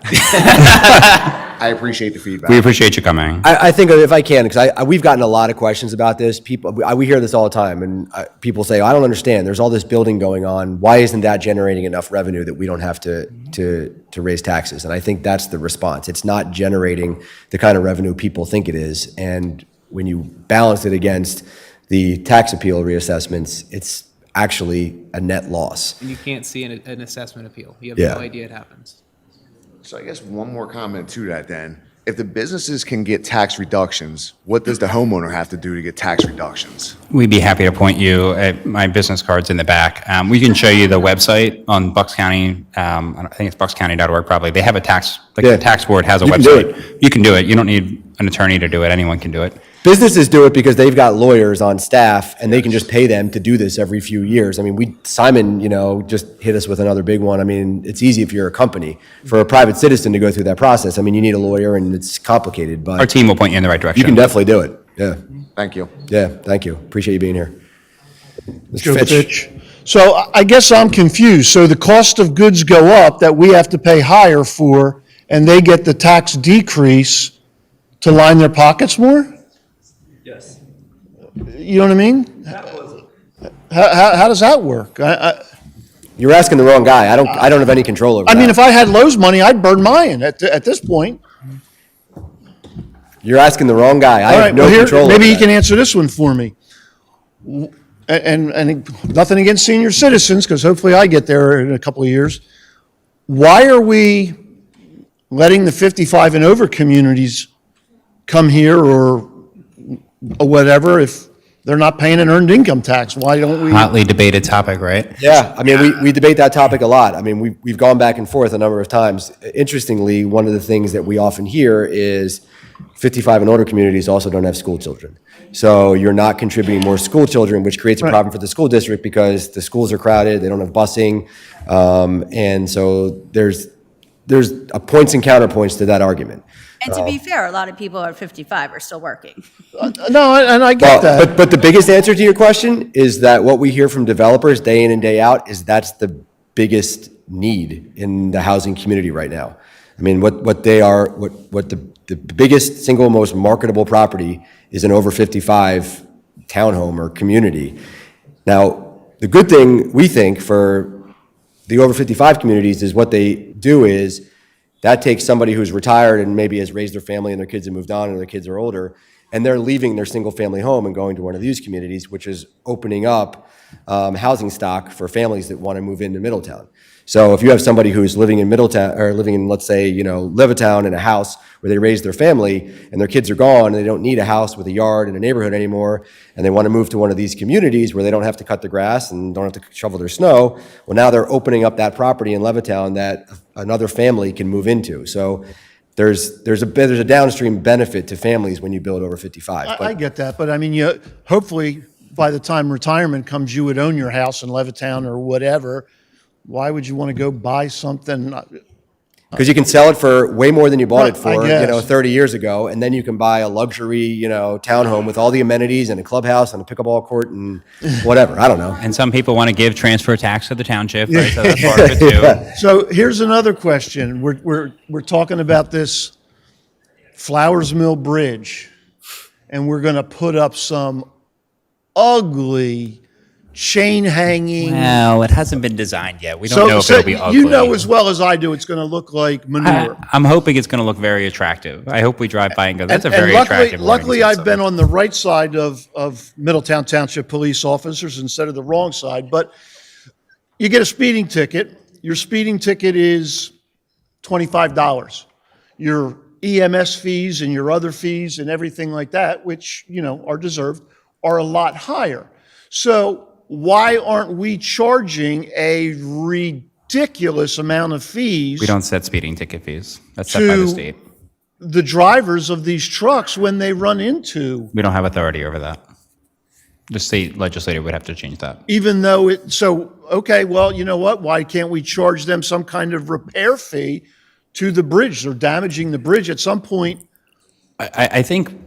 Just think about the slippery slope of that every time anybody requires a police response, they're going to get billed for it. I mean, it's like going back to the William I'm not Penn saying days. everybody, but in a situation like that where you have a commercial driver that should know better to go down that road with Small with towns, the signs. yeah, small towns in Pennsylvania debate this a lot because their budgets are much more challenged and they're looking for ways to increase revenue to it. And so they quickly want to start charging fees to anyone who does something in their community, whether it's right or wrong, that they just don't want them to do. The reality is the state legislature has had a long history of sort of trying to protect visitors, travelers, residents of the Commonwealth from being sort of charged these fees to supplement municipal budgets, right? I mean, they're essentially, if you look at the second-class township code and the tax enabling legislation we have, it's inherently designed where the overwhelming majority of the revenue that funds local government are the people who live within the local government and have voting power within it. They don't want you charging a bunch of other people to fund your budget. It's whether we agree with it or not, that's the way the state law is set up. But listen to me. I'm being charged for the police officers to sit there and block traffic and direct traffic and everything like that. So why should I pay for their stupidity? I think the inherent reason we have a police department is to provide emergency services and proactive community policing to the residents that are here, and sort of a supplemental role that they have is dealing with sort of visitors, pedestrians, and travelers through the township, right? I think it would be a hindrance to township residents if a truck ran into the South Flowers Mill Bridge and the police just didn't respond, because residents need to get both ways, right? But we're protecting stupidity at that point. You know what I mean? I mean, we can certainly go round and round. I think the answer to the question is we don't have the authority to assess the fee that you're wanting us to assess in this scenario. Gotcha. Yeah. Okay. Yes, ma'am. Hi, my name is Stephanie. I live at 16 Queen Anne Road. So I'm one of the people that's getting double hit.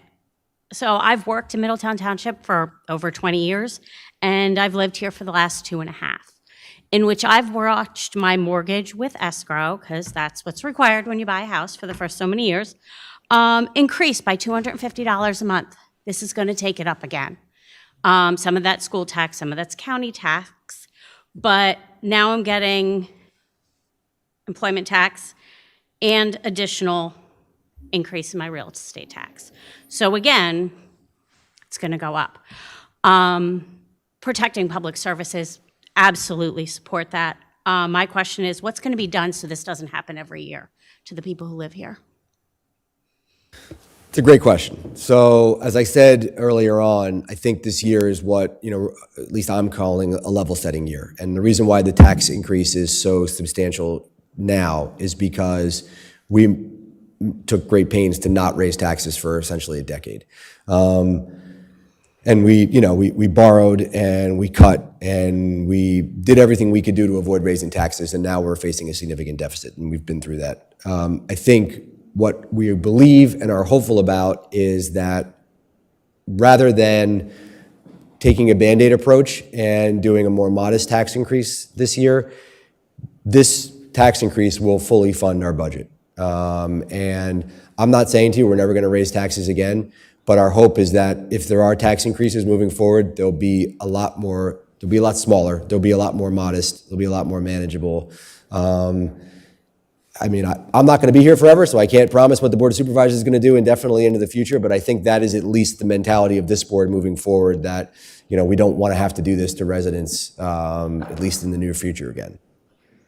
Are there things in place that you're looking to for additional revenue streams to prevent a 2027 increase? Yeah, so my big focus as a manager for the township is trying to figure out ways that we can reduce our cost, right? So we heard us talk a lot tonight about how we sub a lot of projects out, a lot of our capital projects out that has sort of a private sector price tag associated with it. So sort of piloting that with stormwater. We also did an analysis about whether or not we should do ADA ramps internally and whether there was savings there. Potentially adding a PE to staff might, reduce some costs also. So sort of all of those business cases are sort of on the table. There's some insurance things that we might be able to do. We're in some pretty good insurance programs, but I think there might be some ways we can tighten the belt there. That's on the list. And probably the biggest one is staff efficiency. There's a considerable lack of technology investment into the township, which means that we sort of need more human resources in order to get certain things done. The budget's like a great example that we talked about in real time, sort of figuring out what the efficiency gains look like that can sort of, increase the capabilities of our team without increasing the size of our team, and then potentially looking at, as this team sort of changes in complexity over time, what, options might exist there. So those are probably the three really big ones we have. And I think to answer your question, there really aren't other revenue streams other than the ones we have. I wish there were. So what we're, again, to Mr. Ratliff's point, what we're really focused on is controlling expenses so that, after this year, if this budget passes, we will have a balanced budget. And while we certainly acknowledge and anticipate that expenses will continue to increase, because that happens, right? I use this analogy all the time. Like, your township government is just like your household finances, right? Imagine if you went 10 years never getting a raise, except like every year the cost of milk and eggs is more than it was the year before. Like, that's kind of our life. We've been draining our savings account and, not taking the family vacation this year because we're trying to make do without any more income. Well, so our hope is that we're getting a big raise this year, and that is balancing our budget, and so that even though there will be maybe increases as we go along in expenditures, we can weather them a little bit better, and if we can reduce expenses in the ways that we're talking about, maybe there won't be further tax increases, but if they were, they'll be a lot smaller. So I know this is hard, and I apologize. I wish we didn't have to do this. I wish there was another way. I think Supervisor Hanna sort of spoke from the heart that, this is challenging for all of us. So I'm sorry personally, and I wish you weren't in this situation. Thank you. Yeah. Thank you.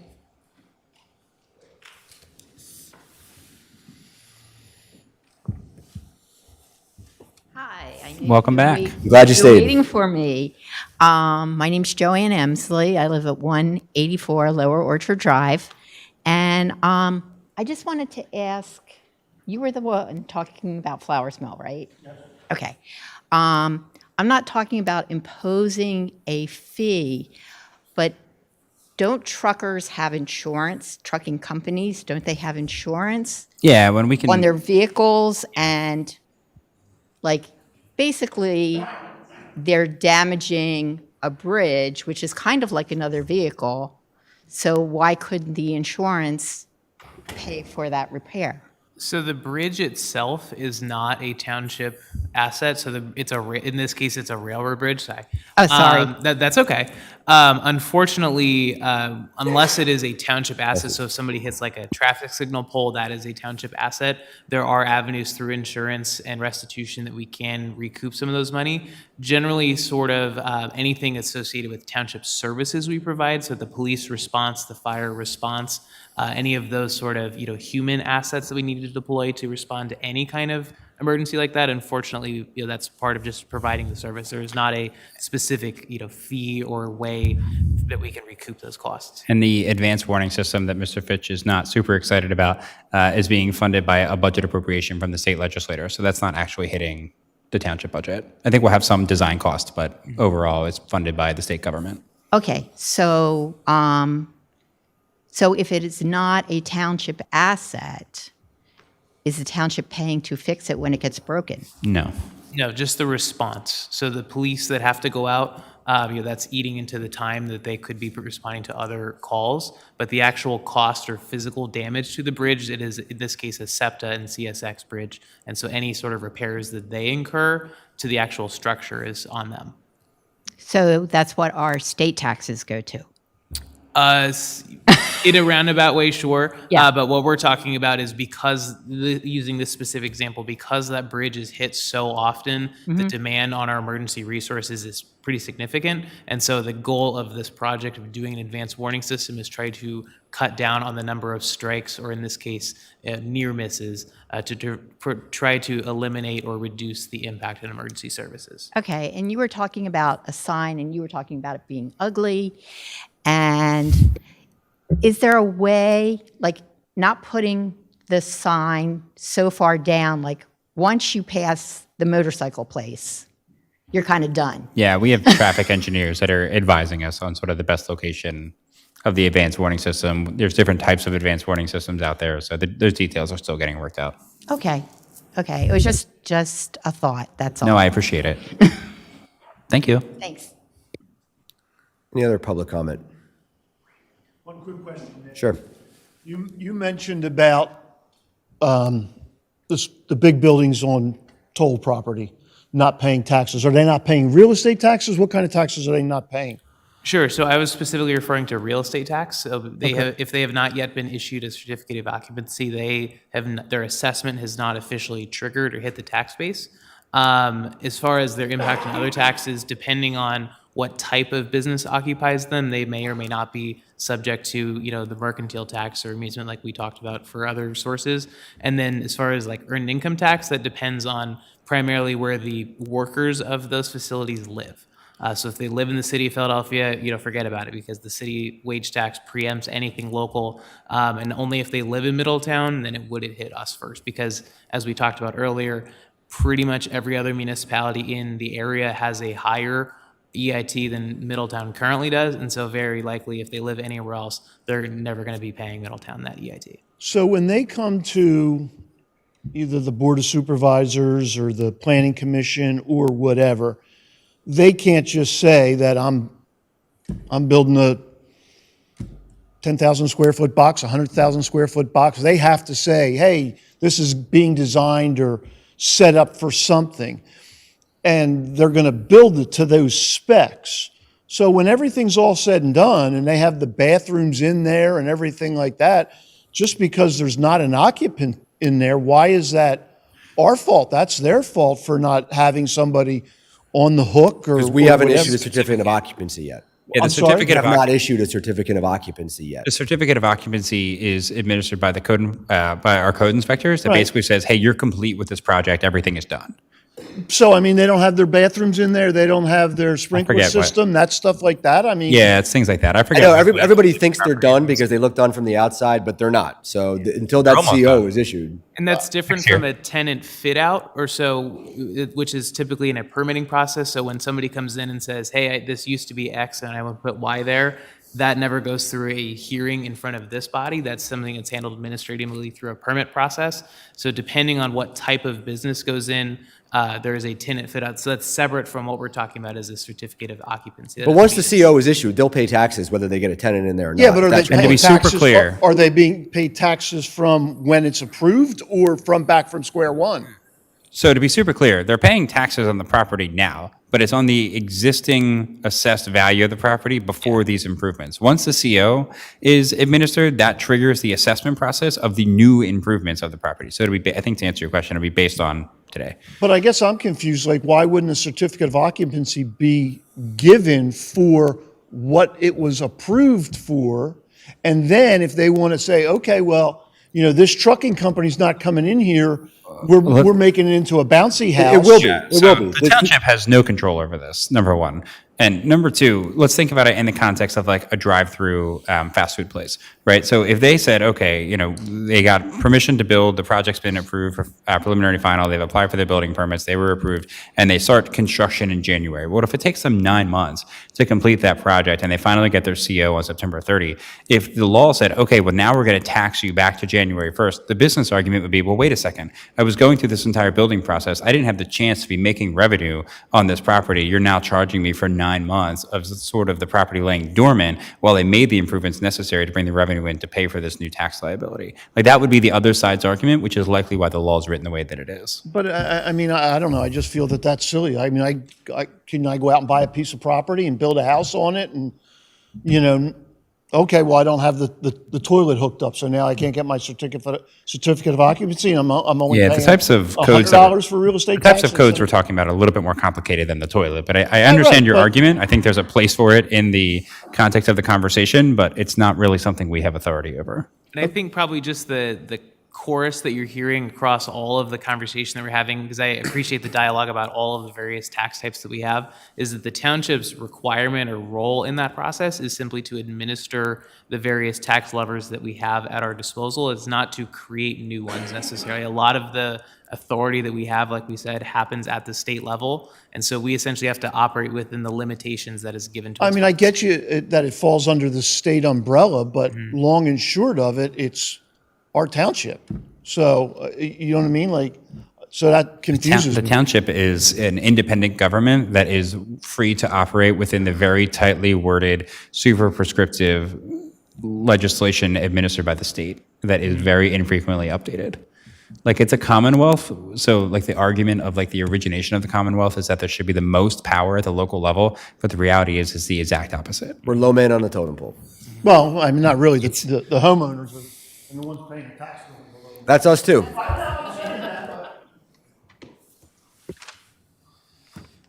Good evening, Board.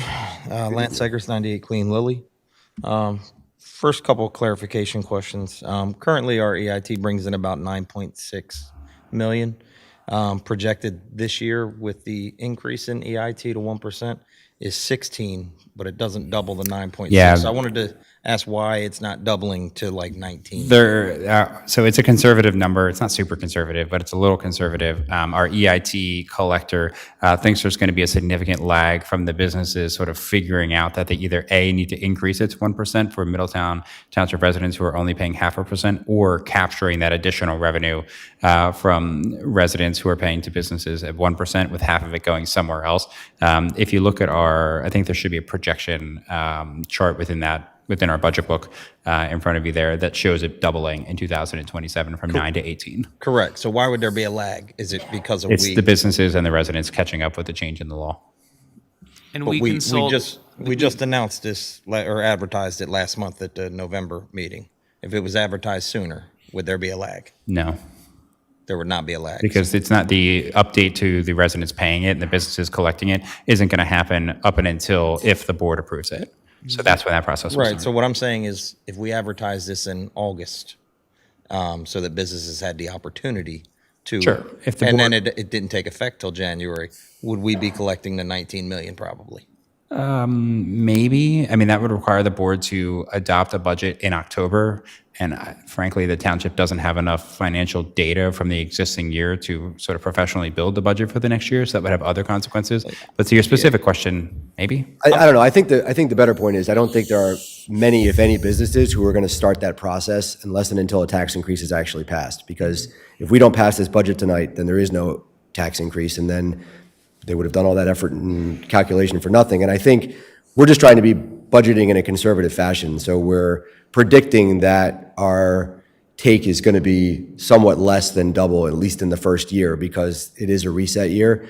Maybe it'll be more than that. We don't know, but we're just we always try to budget conservatively. And that number didn't come out of thin air. We consult Keystone Collections, who is the county-appointed administrator of the earned income tax in Bucks County. And that was when we approached them and said, effective January 1st, what do you expect the 2026 income to be? It was a low $6 million additional. So that's where you arrive at that kind of $16 million figure in the budget. And I figured that my point is look, I went to the budget workshop meeting, last week or 2 weeks ago. All of these issues that we've had with our budget, and you went through it a little bit, we knew we were raising taxes this year, okay? Getting to it earlier, if we know we're going to raise taxes and we want to get the most amount, I just think it makes sense to advertise it early, get it passed early, as we're working on a budget, so that when it's implemented in January, that we don't have the issue of collecting less, right? Because I don't really have an issue with the earned income tax, because of that are the people that are working in our township. It's not our seniors, okay? Because I don't want to be 65 years old looking at a property tax bill that I can probably pay, but maybe my neighbor can't, So then when I look at this budget doesn't just increase taxes a ton, but we are increasing spending astronomically as well, okay? And I would go to our stormwater fee. You can call it a fee. It's an additional tax in my mind. You guys are asking for money. People are paying it, okay? The way that was presented is that was going to be its own fund. And, we could, it would help out the budget in regards to being able to get to the projects that we couldn't get to. And then we get to the budget this year, and the estimated 1.6 or 1.7 million towards stormwater projects, that's not what the budget says. We're paying like 2.8 million.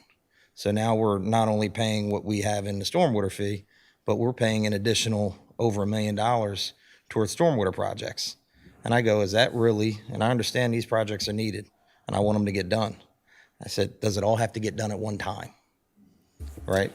Are we that bad that we have to raise the property tax?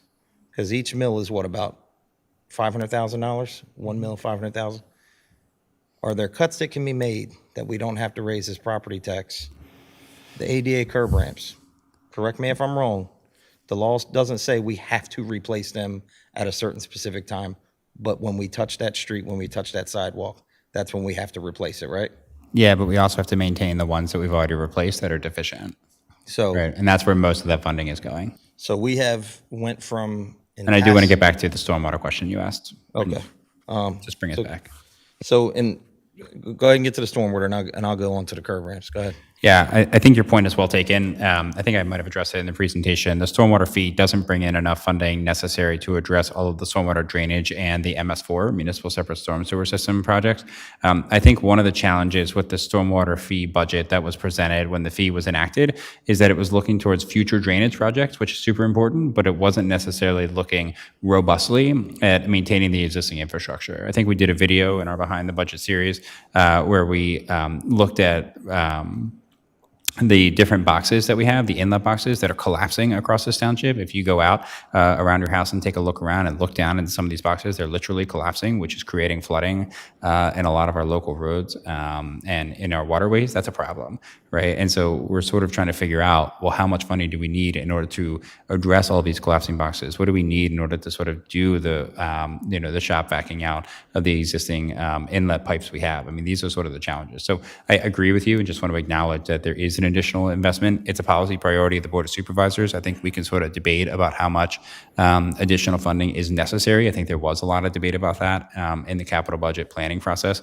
But yeah, there is a supplement from the general fund into the stormwater fund, which is a separate fund that also has a fee to sort of address those three key areas: MS4, drainage, and then maintenance. And just to embellish on that, one additional detail is the expense within stormwater also incorporates revenues from grant resources as well. So in addition to the actual proceeds paid from folks paying into the stormwater fee itself, the actual expense on stormwater projects and maintenance also reflects grant revenue as well.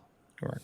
So what I would say is and when I look at, there's 3 huge projects that are in the budget right now, as well as all the inlets, right? Do they all need to be done at one time to where we're not only raising the earned income tax, but we are smacking people with a property tax bill? Bucks County is about to hit us with a $2 million increase. The school district hasn't even said what they're going to do. Right. Yeah, it's challenging to weigh, sort of the opportunities and, difficulties in front of the Board of Supervisors against what other governments are doing with their responsibilities also. It is my advice to the board, and I think that advice is backed up by our professional staff and consultants, that they do sort of pursue these projects that are in the budget based on not only our current need, but future need of those backlog of projects due to underinvestment in the past. Okay. I think, if jump in for a second, I think what our thought was is what is the cost of not doing these projects for the future? Like, would this mean, and we had talked about how much more these projects would cost if we didn't do them, how much more damage would be done. And we're looking at possibly having to raise taxes again in the future if we don't do some of these projects. So I think that's what we were really faced with also. And I'm not saying don't do them. And I'm not saying we're waiting 5 and 10 years to do them. So when I look at the ADA curb ramps, past budgets we've spent, around 300,000? We're ramping that up like 450,000. For a lot of curb ramps, we probably don't have to touch. We can. Yeah, we're not, we can triage that. Yeah, it's a good point. One of the ADA ramp sort of challenges is, that I sort of ask myself and I ask our team too, like, are we looking at a ramp that like the requirements changed and that's why it's out of compliance? Are we looking at a ramp that's actually damaged? Or are we looking somewhere where there's no ramp where there should be? I would say the projects that we're looking at for next year are the latter two. We're not just updating ramps because the requirements change from year to year and no one's really going to notice. We're looking at actual damaged infrastructure that needs to be maintained. And importantly, a detail that we talked about earlier under the consent agenda is often what kind of drives the pace of doing those ADA ramps is when we're paving, because when we go in to touch any other infrastructure in order to comply with the ADA, we have to go in and do that. And so that's kind of one of the domino effects of if we want to pick up the pace on paving, which is a policy priority, we also then in turn have to pick up the pace on doing curb ramps. Right. So if we cut a couple mils off the increase, 2 million, so four mils. Right. And push some of these projects. Oh, I'm sorry. If we cut a couple mils, let's just say we only. If we cut a couple mils, okay. Right. Next year, we're expecting about another 3 million increase in the earned income tax. Yeah. That would cover some of the projects that we pushed off without burdening our taxpayers and without looking like we are just taxing and spending. We still have other things that. Taxing and spending is sort of like a subjective argument. We looked at a lot of different models with the Board of Supervisors and even more with the budget team internally to try to figure out what that looks like.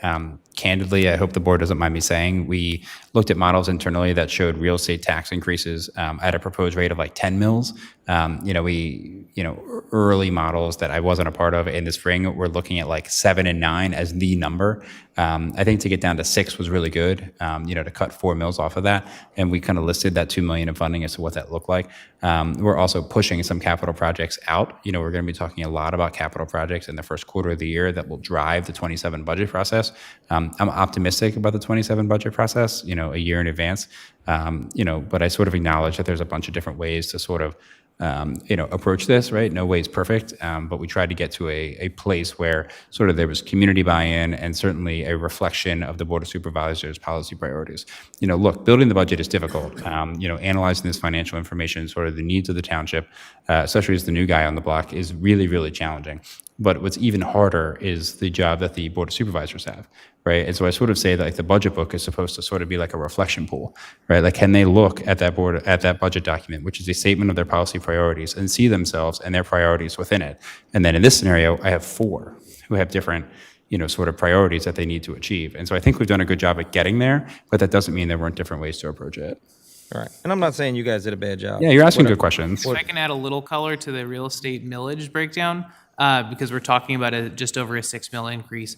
That entire millage increase is entirely wrapped up in fire services and parks and recreation open space. The general fund is not benefiting from the real estate in any shape and form. And so 3/4 of that real estate tax increase is just for fire. And the balance of that is just for parks and open space maintenance. And we're catching heat from that, right? I mean, I saw a Facebook comment that said, okay, you're increasing fire apparatus and the fire fund tax, but we're still not going to have 24/7 career. And it's a valid question. We're not, right? It's funding the existing model we have with the addition of a lieutenant to the career engine. But we're still relying on the primarily volunteer fire service, which is not without its challenges. So there's a lot of opportunity. There's a lot of pain points in there, but I think it's a step in the right direction with a lot more work to do. All right. Thank you.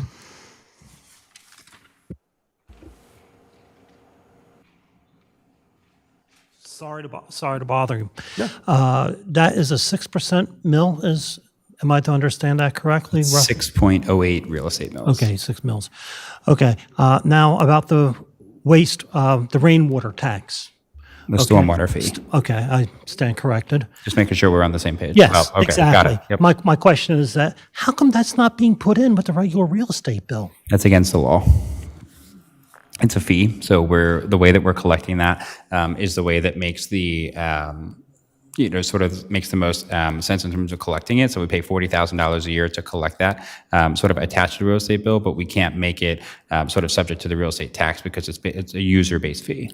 And just to make sure I'm understanding your question, is your question why administratively can we not capture that fee when you pay your real estate tax bill as a separate item like your trash fee? Correct. So the township did evaluate that option, and it was actually more costly to go down that road than going with the option that we ended up choosing, which was appointing Berkheimer as a third-party service. And how much is Berkheimer receiving as compensation on that? It's a per bill fee, and it works out to about $40,000 a year. Okay. I misunderstood your question at first. I apologize. It's okay. Okay. Now, one other question and a general statement. Now, does Middletown get a percentage from from Harrisburg for state store sales? State store, liquor store.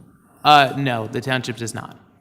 So since they're a host community for a state store, they don't get any compensation on that? And also some clarification earlier on overassessments on property. I lived in Newtown back when all the bulldozers were going nuts back in the late 80s. So everybody was appealing their assessments. And the county got tired of hearing the appeals. So what they did was anybody that bought property in Newtown, Northampton, and I believe Lower Makefield, they did a blanket reduction because they were tired of hearing the appeals. So I understand where the township is coming from on that. So just a little FYI on that. But I understand you guys have done folks have done a lot of work. It's not going unnoticed. It's appreciated. And thank you very much for your time. Thank you. All right. Sorry, go ahead. Yep.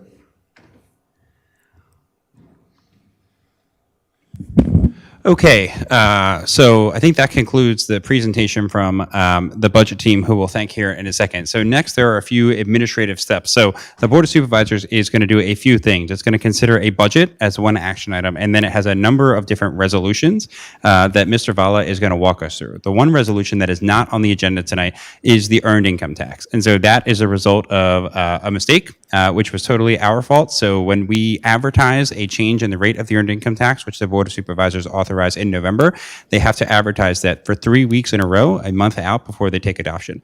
And we unintentionally said that we are going to meet on the 17th of December, which is 2 days from now at 7 p.m. And so if the Board of Supervisors adopts the budget tonight, which we will find out momentarily, the board will reconvene in a separate public meeting at 7 p.m. in 220, which is right above us, this Wednesday, to consider that earned income tax. We're sort of identifying from the board, if they adopt the budget tonight, that it is an indication that they will fund that budget with the earned income tax on Wednesday, because realistically, you can't fund the budget without increasing the earned income tax, which we've talked about extensively through our process and through tonight. So for anyone who's sort of paying attention to the website or newspaper of general circulation, there's a separate meeting this Wednesday at 7 p.m. right upstairs to consider that EIT rate, which will be a official vote on the EIT, which would be reflective of the potential vote of the budget tonight. So are there any questions about that specifically? Okay, for those of you who are also following the BET project, there's a meeting here at 6:30, which is a town hall meeting with BET Investments, who is a developer proposing a project just down the street from here. So for anyone who is coming for that meeting and also wants to go upstairs, we'll be here to sort of guide you through that. So that's what's happening. And then next, Mr. Kizak, Mr. Vala are the official action items for the 2026 budget. Okay.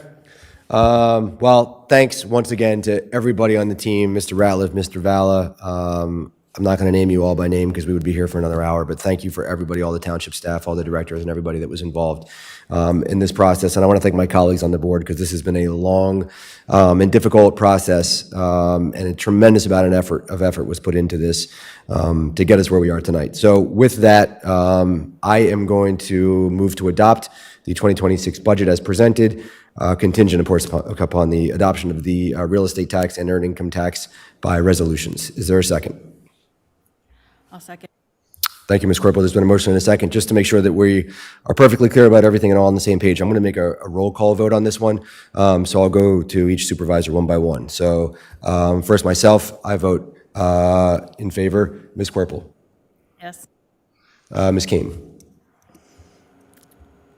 I've been really quiet tonight, and it's because I am struggling with a yes vote tonight.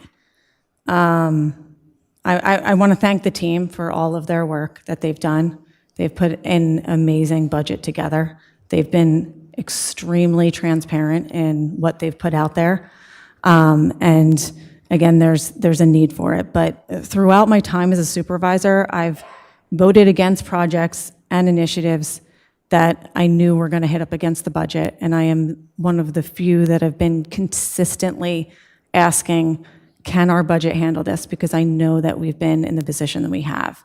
I brought up repeatedly the high cost that we pay for ADA ramps and some of the projects that we do. I voted against the 25 budget because I knew that we were, not because I did not agree with the services that it funded, but because I disagreed that it relied on a structural imbalance. So again, the tax increase today that we are proposing is, while it's necessary, I can't ignore the fact that we arrived here by delaying difficult choices and spending down reserves rather than confronting it head on. So I really want to thank the team for making this board confront it head on. The last time this township approved a major tax increase like we're seeing tonight, the minority, which I am, supervisor voted no, not to dispute the need for it, but to insist on accountability. So I am hoping that this board, all of you, there's accountability there, because it has been 10 years, and this has been something that has, as we know past history, it's something difficult to do. And as someone in the minority, I am going to have to say no. Ms. Hannah? It's a no. Okay, so the motion fails. It does not pass. So Next steps, Mr. Ratliff. Yeah, so thank you very much. So my question to the Board of Supervisors, it is the authority, the responsibility of the Chief Administrative Officer, which I am, to present you a balanced budget for proposal, public inspection, and then hopefully adoption before the end of the calendar year. So we are under a legal obligation in accordance with the Second-Class Township Code to adopt a balanced budget going into 2026. So my question to you, and our budget team mostly stands behind me at the ready, what changes do you need to the 2026 proposed budget that we can make, hopefully within the limitations of the law and what we can change in the public inspection review period, which is what we are in order to facilitate an adoption? What changes do we need to the budget? Ms. Kane, I'll turn it over to you. What changes can we make to the budget so that you'll vote for it, knowing that we have a legal obligation to pass a budget before the end of the year? I will turn it over to Supervisor Hannah. I think what we need to do is take a deep look at the recommendations for some of the people that we would like to hire. That could be a consideration. And just take a deeper look at some of the things that maybe we can push off, maybe to the next year. So, Ms. Kane, you voted against the budget, so I'll just ask you again so that we're not wasting time here tonight. What are the things that you need the township staff to change so that we can have a budget that we can vote for? I'd like to ask that we look at continuing to go down the path of, is there ways that we can cut anything further? And where are we on the horizon of making sure that this doesn't happen again? So to the Board of Supervisors, would you like us to prioritize cutting Parks and Recreation? Would you like us to prioritize cutting emergency services? Would you like us to prioritize cutting infrastructure? Would you like us to look at staff layoffs? Would you like us to start spending down the sewer sales money? Would you like us to change the fund balance policy of 25%, which would put us in jeopardy of losing our AAA bond rating? What is it you would like us to prioritize? If there is a more preferable tax rate you would like us to achieve, whether it's on the EIT or the real estate, and you have a number in mind that we can work towards, please let us know what that is. I think Mr. Vala has queued up, and I'm prepared to go through tonight, every public presentation we've given over the course of a half a dozen public meetings to review every proposal in greater detail than what we did in our overview presentation tonight, to get your feedback in real time, and we can make adjustments to the budget, and our solicitor can advise as to whether or not we would need to go for another 20-day inspection period. I note today is only the 15th, so we still have 16 days until the end of the year. If that means meeting on New Year's Eve, Christmas Eve, all of those things are in play. But specific guidance from you at this point with 16 days left in the year is super important. The more clear of a target you can give us to try to achieve, the better. Yeah, and I just want to express a little bit of frustration because, Ms. Kane, you were involved in the budget process every step of the way. You were at every meeting, every conversation, and this budget that is currently before the board was one that was developed by all four of us with all township staff collaboratively. And so until today, there was no indication from you that you were dissatisfied with the budget or weren't prepared to vote for it. And it's a little disappointing that you so far have not articulated very clearly what are the specific areas that you have concerns with or you'd like us to change, because we now have literally 2 weeks to make whatever changes need to be made for this budget, or we are in violation of the law. So, and I'll ask Ms. Hannah the same question, but I'll start with you. Please give some guidance to the township staff so they know what to do so that we can get a budget passed. I was hoping that, as the board that has been in power for 10 years, that we could get accountability of the decisions that have been made over the past 10 years to not increase and be where we're at. It sounds like you guys have to have me as a yes in order to pass it. So that accountability is not there. I used the word accountability several times. I think I certainly took accountability for the decisions that we've made as long as I've been on this board, good, bad, and otherwise. So I don't know what that means, but it'd be disappointing if this comes down to a political battle, because we're talking about in very serious terms that if we can't pass a budget and the only thing that we can fund are essential services, life for the residents in this community is going to dramatically change. So again, I want to pass a budget by the end of the year. So what specifically can the township staff do to fix this budget so that we can have a budget that passes? It is a responsibility of each of us as elected officials who swore to uphold our oaths to the Constitution and the ordinance of this township to pass a budget. So let's figure this out. Let's work through this as long as it takes.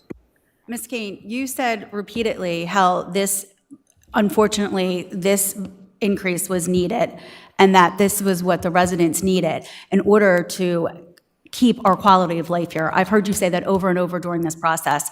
And I think that at the 11th hour for you to come and play this political game is complete nonsense.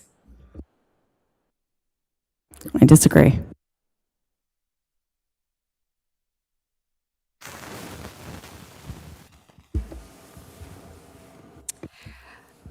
I think what we need to do is we need to ensure that we provide the services that our residents expect, that level of service. I think we need to investigate possibly looking at the additional hires that we were looking at the different departments, and that could help us lower the impact on our residents. I'm committed to that, and I think I'm willing to say specifically, those are the things that we can do. Those are actual things that we can look at. I want to know specifically, Supervisor Kane, what is it that you would like to change specifically in the budget? I would ask the same question because you voted no. I just told you. We have a lot of people that we're adding.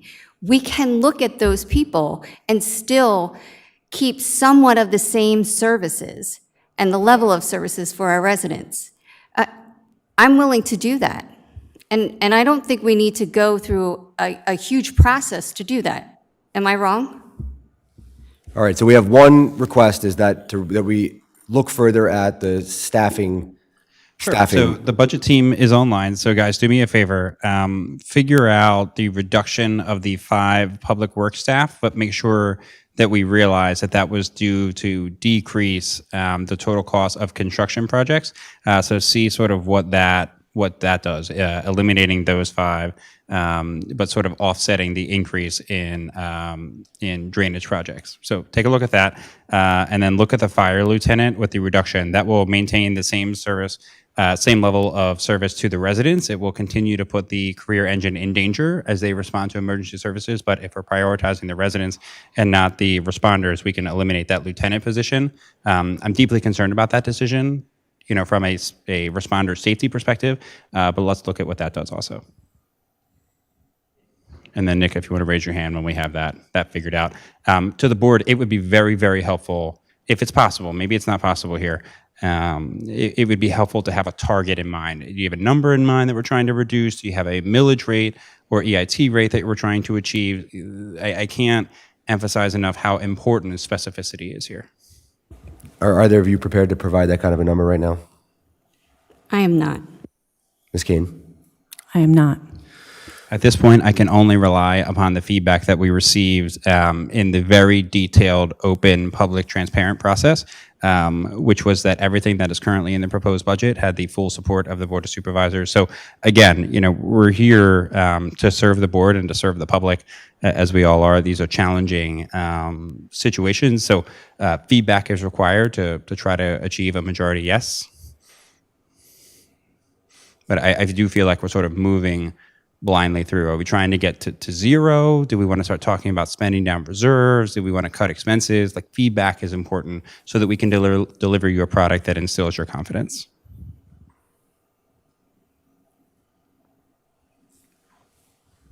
Mr. Kizak, do we want to take a recess? I'm weighing whether I want to just adjourn the meeting for tonight and regroup, because I'm not optimistic that any progress is going to be made at this late hour, given the impasse that we find ourselves in. So what I would request that the Board of Supervisors do is to, and the solicitor can weigh in here, is to continue the meeting. So you don't adjourn this official meeting, you continue the December 15th meeting that began at 7 p.m.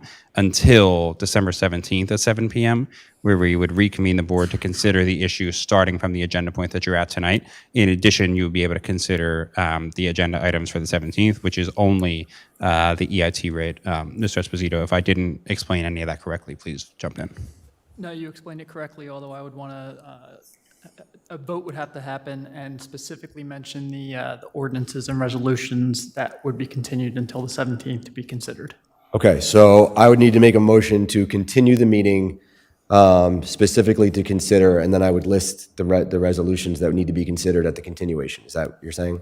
Yes, the ordinance is the specific one that would definitely need to be considered because it was an ordinance that was advertised to be considered at this meeting. So you announce it that it's going to be continued to a specific date.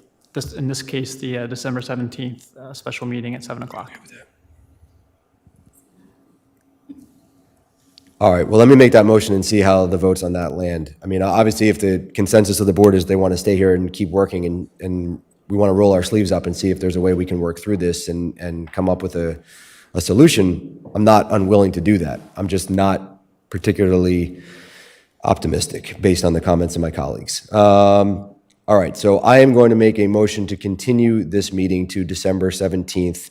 At that December 17th continuation, we would consider the following agenda items: consideration of adopting the 2026 budget, consideration of enacting ordinance number 25-08, increasing the maximum real estate tax levies for fire protection and ambulance and rescue purposes, consideration of authorizing resolution number 25-28R, establishing real estate tax levies for 2026 fiscal year, consideration of authorizing resolution number 25-29R, waiving the limitations of the second-class township code for purpose of paying salaries and benefits for fire suppression and ambulance and other rescue personnel.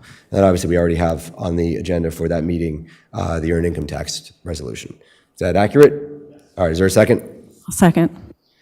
Been a motion and a second. Any board questions? Any questions from the public? Yes, sir. Go ahead. Is it already on? My name is Ryan Layton. I live at 43 Cable Road in Levittown. I've been coming to meetings for years now. And I have to say, I am, full transparency, I am supervisor-elect. I will be taking office in a month. Some of these people up here will be my colleagues. And I have to say, I am very disappointed and feel misled at the sudden delay of passing a budget. Particularly you, Supervisor Kane, who's someone I was looking forward to working with because I feel like we share a lot of opinions about things, protecting our community. You have voted on many budgets, and I think that it's dishonest and it's wrong for you to not vote for this budget considering this is a political decision on your part. You're up for election in 2 years. You don't want to run on that. I get it. But you weren't put on this board to play politics. You were put on the board to put the township first. And you're not doing that. You're putting your career first. And that is really frustrating me. I would disagree. Yeah, And I look forward to working with you. Yeah, I can't say I can say the same right now. This is politics. This is not what people want. This isn't good for our township.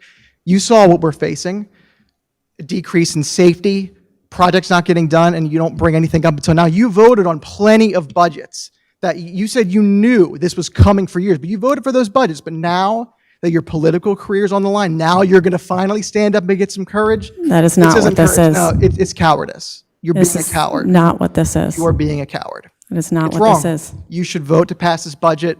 People have worked hard So should for it. Supervisor Hannah. Where's your words for her? Yeah, my words for her, because I know that this is political. Don't challenge my intelligence of the people in this room. You even said to yourself, you're in the minority. You made it political in your speech.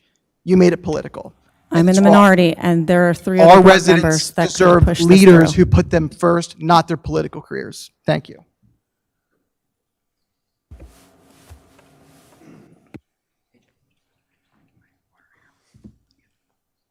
So if I'm understanding correctly, for an average regular 3-bedroom, 1-bath, 2-bedroom home, we're talking with the earned income tax, what, a $550 a year I think that's the average. increase? So do I want taxes to be raised? No. Do I think we need to cut our police force and fire force? No. But do we necessarily need things like a new street sweeper. I've lived in this community for 59 years and never seen a street sweeper used once in my neighborhood. I don't know if we need 3 new fire trucks or not, are we converging to a single fire company, or are we still gonna have all the firehouses? Can we get away with 2 fire trucks and whatnot? I think those are the things that we need to try to look at. Maybe the other thing is, do we increase the taxes by half of what you're talking about this year to make it a little bit easier for the homeowners to swallow, and then knowing that, hey, we're going to raise it the other half next year or 2 years from now.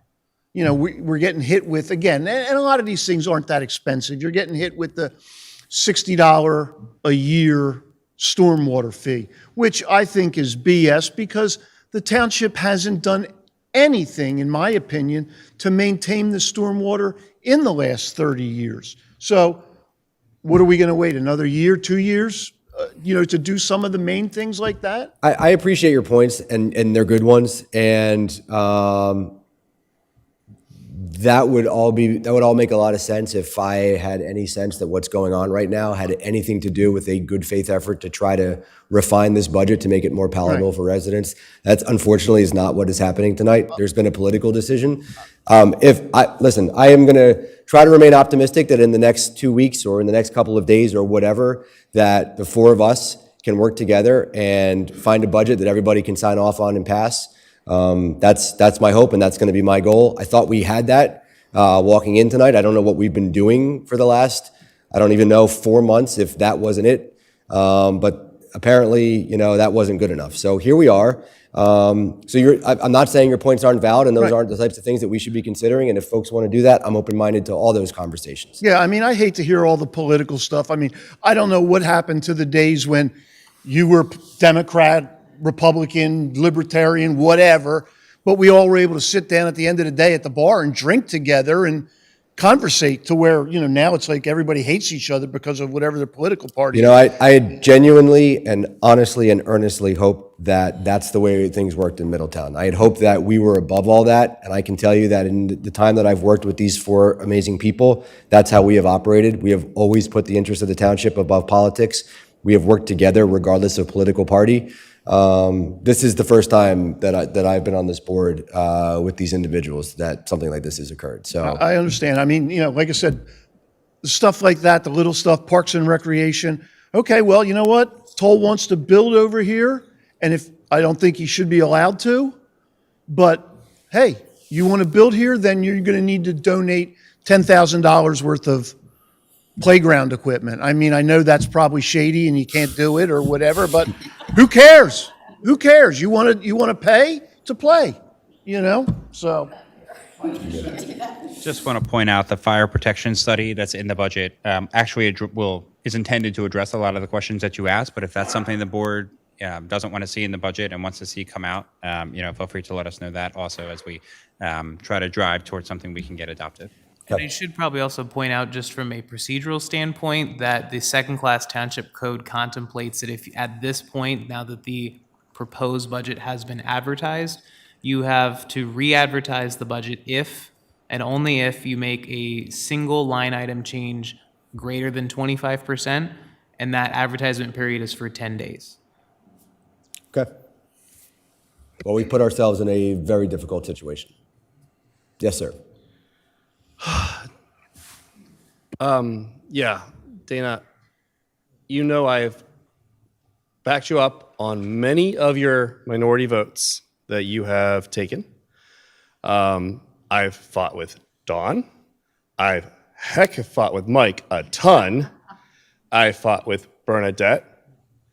And I've actually not fought with you much at all. Because there's a few things that you've voted against that I've certainly agreed with. But it just seems like, and I'm going to say it, it seems like one of the bosses called you and said, don't take this vote, or don't vote down. Because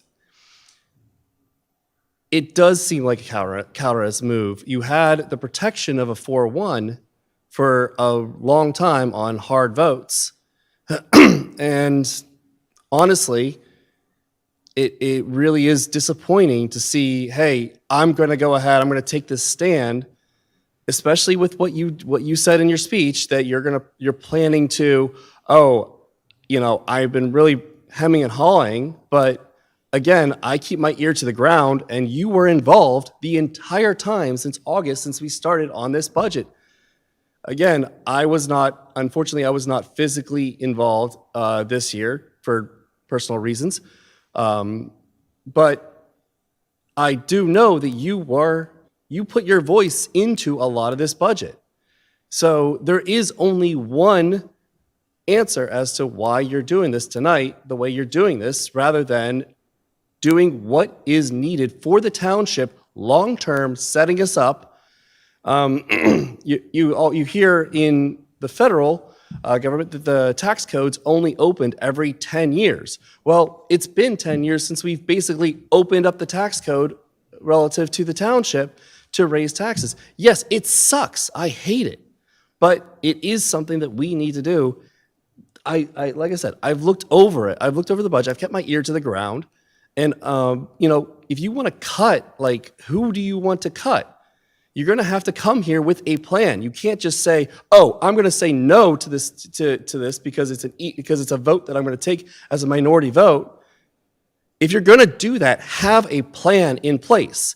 One thing in my personal life that irritates me is when somebody comes and says, just negative Nancy themselves all the time, and that's my Western Pennsylvanian coming out.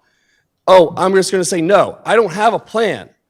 I'm certain that I've lost a couple prospective dates and girlfriends because I get so irritated with them. Where are we going to eat tonight?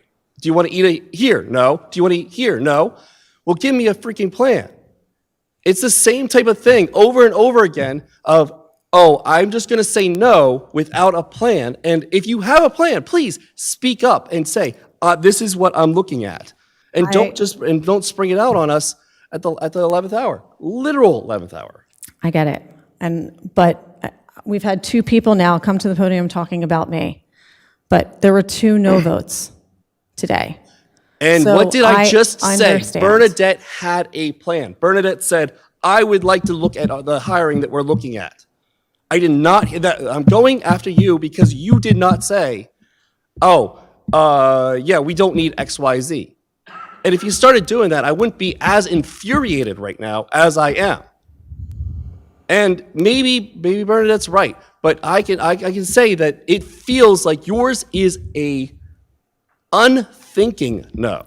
It is not That an is my unthinking issue. no. I can guarantee you that. Then give me something that you want to cut in the budget, or you want to raise in the budget, or what you want to change in the budget. Give us something tonight that you want to do. I would like to change the policies that are in place that require us to add additional staff. I think we have a lot of dollars that we pay out, and we've created an environment in this municipality where we pay more than what we should. So and again, that is not something that I can address. It is not something that I can choose to change because I do not have a say. I think I would drive more dollars to different grants. I do not have a say in what grants we go after.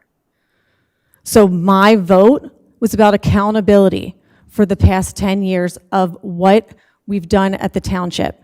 Because honestly, while I have had a say in this budget, and I think I can thank the new township manager for that and the team, but in all reality, why we are here is because, one, there was not a appetite to increase taxes. Even though I had been saying it, and I didn't even I voted no on the 25 budget because I knew we were going to be here. The amount did not have to be as significant as it was because we should have addressed this 3-4 years ago. So I understand where you're coming from, and I understand why you see what you see tonight. But my hope tonight was to drive accountability for the policies and decisions that have been made over the past 10 years. So you're willing to You are willing the to. residents of, I voted yes. As the majority on this board, you are willing to. So, Well, here's the thing. If this is the case, if this is how you feel, and you adjourn tonight, I want to see something Wednesday, if that's the case. I am willing to give you the benefit of the doubt. But up until this very specific instant, for the last 20 minutes, I didn't hear anything from you. And that's where this is coming from. Also, a cold I've been nursing. Listen, you and I have been here and agreed on a lot, and I get that. And a lot of those agreements are what I'm talking about, are what is driven here. So I understand where you're coming from, but know that it took me time to get here. And this is where I can lay my head down tonight and be comfortable with where we're at, because I'm trying to drive accountability. Again, I will give you the grace if you have a plan that you can bring. It's less about the no for me and more about the why the no. Every single time that we have agreed that you've taken a no on, you had explicitly given your reason for that no. And the irritation in my voice is because tonight, up until this very second, you did not give a specific reason. And if you want to come with on Wednesday, if we want to adjourn until Wednesday, and you want to come with a specific plan, I am all ears. And I'm going to put this out here as well. Bernadette, that goes for you as well. I got it.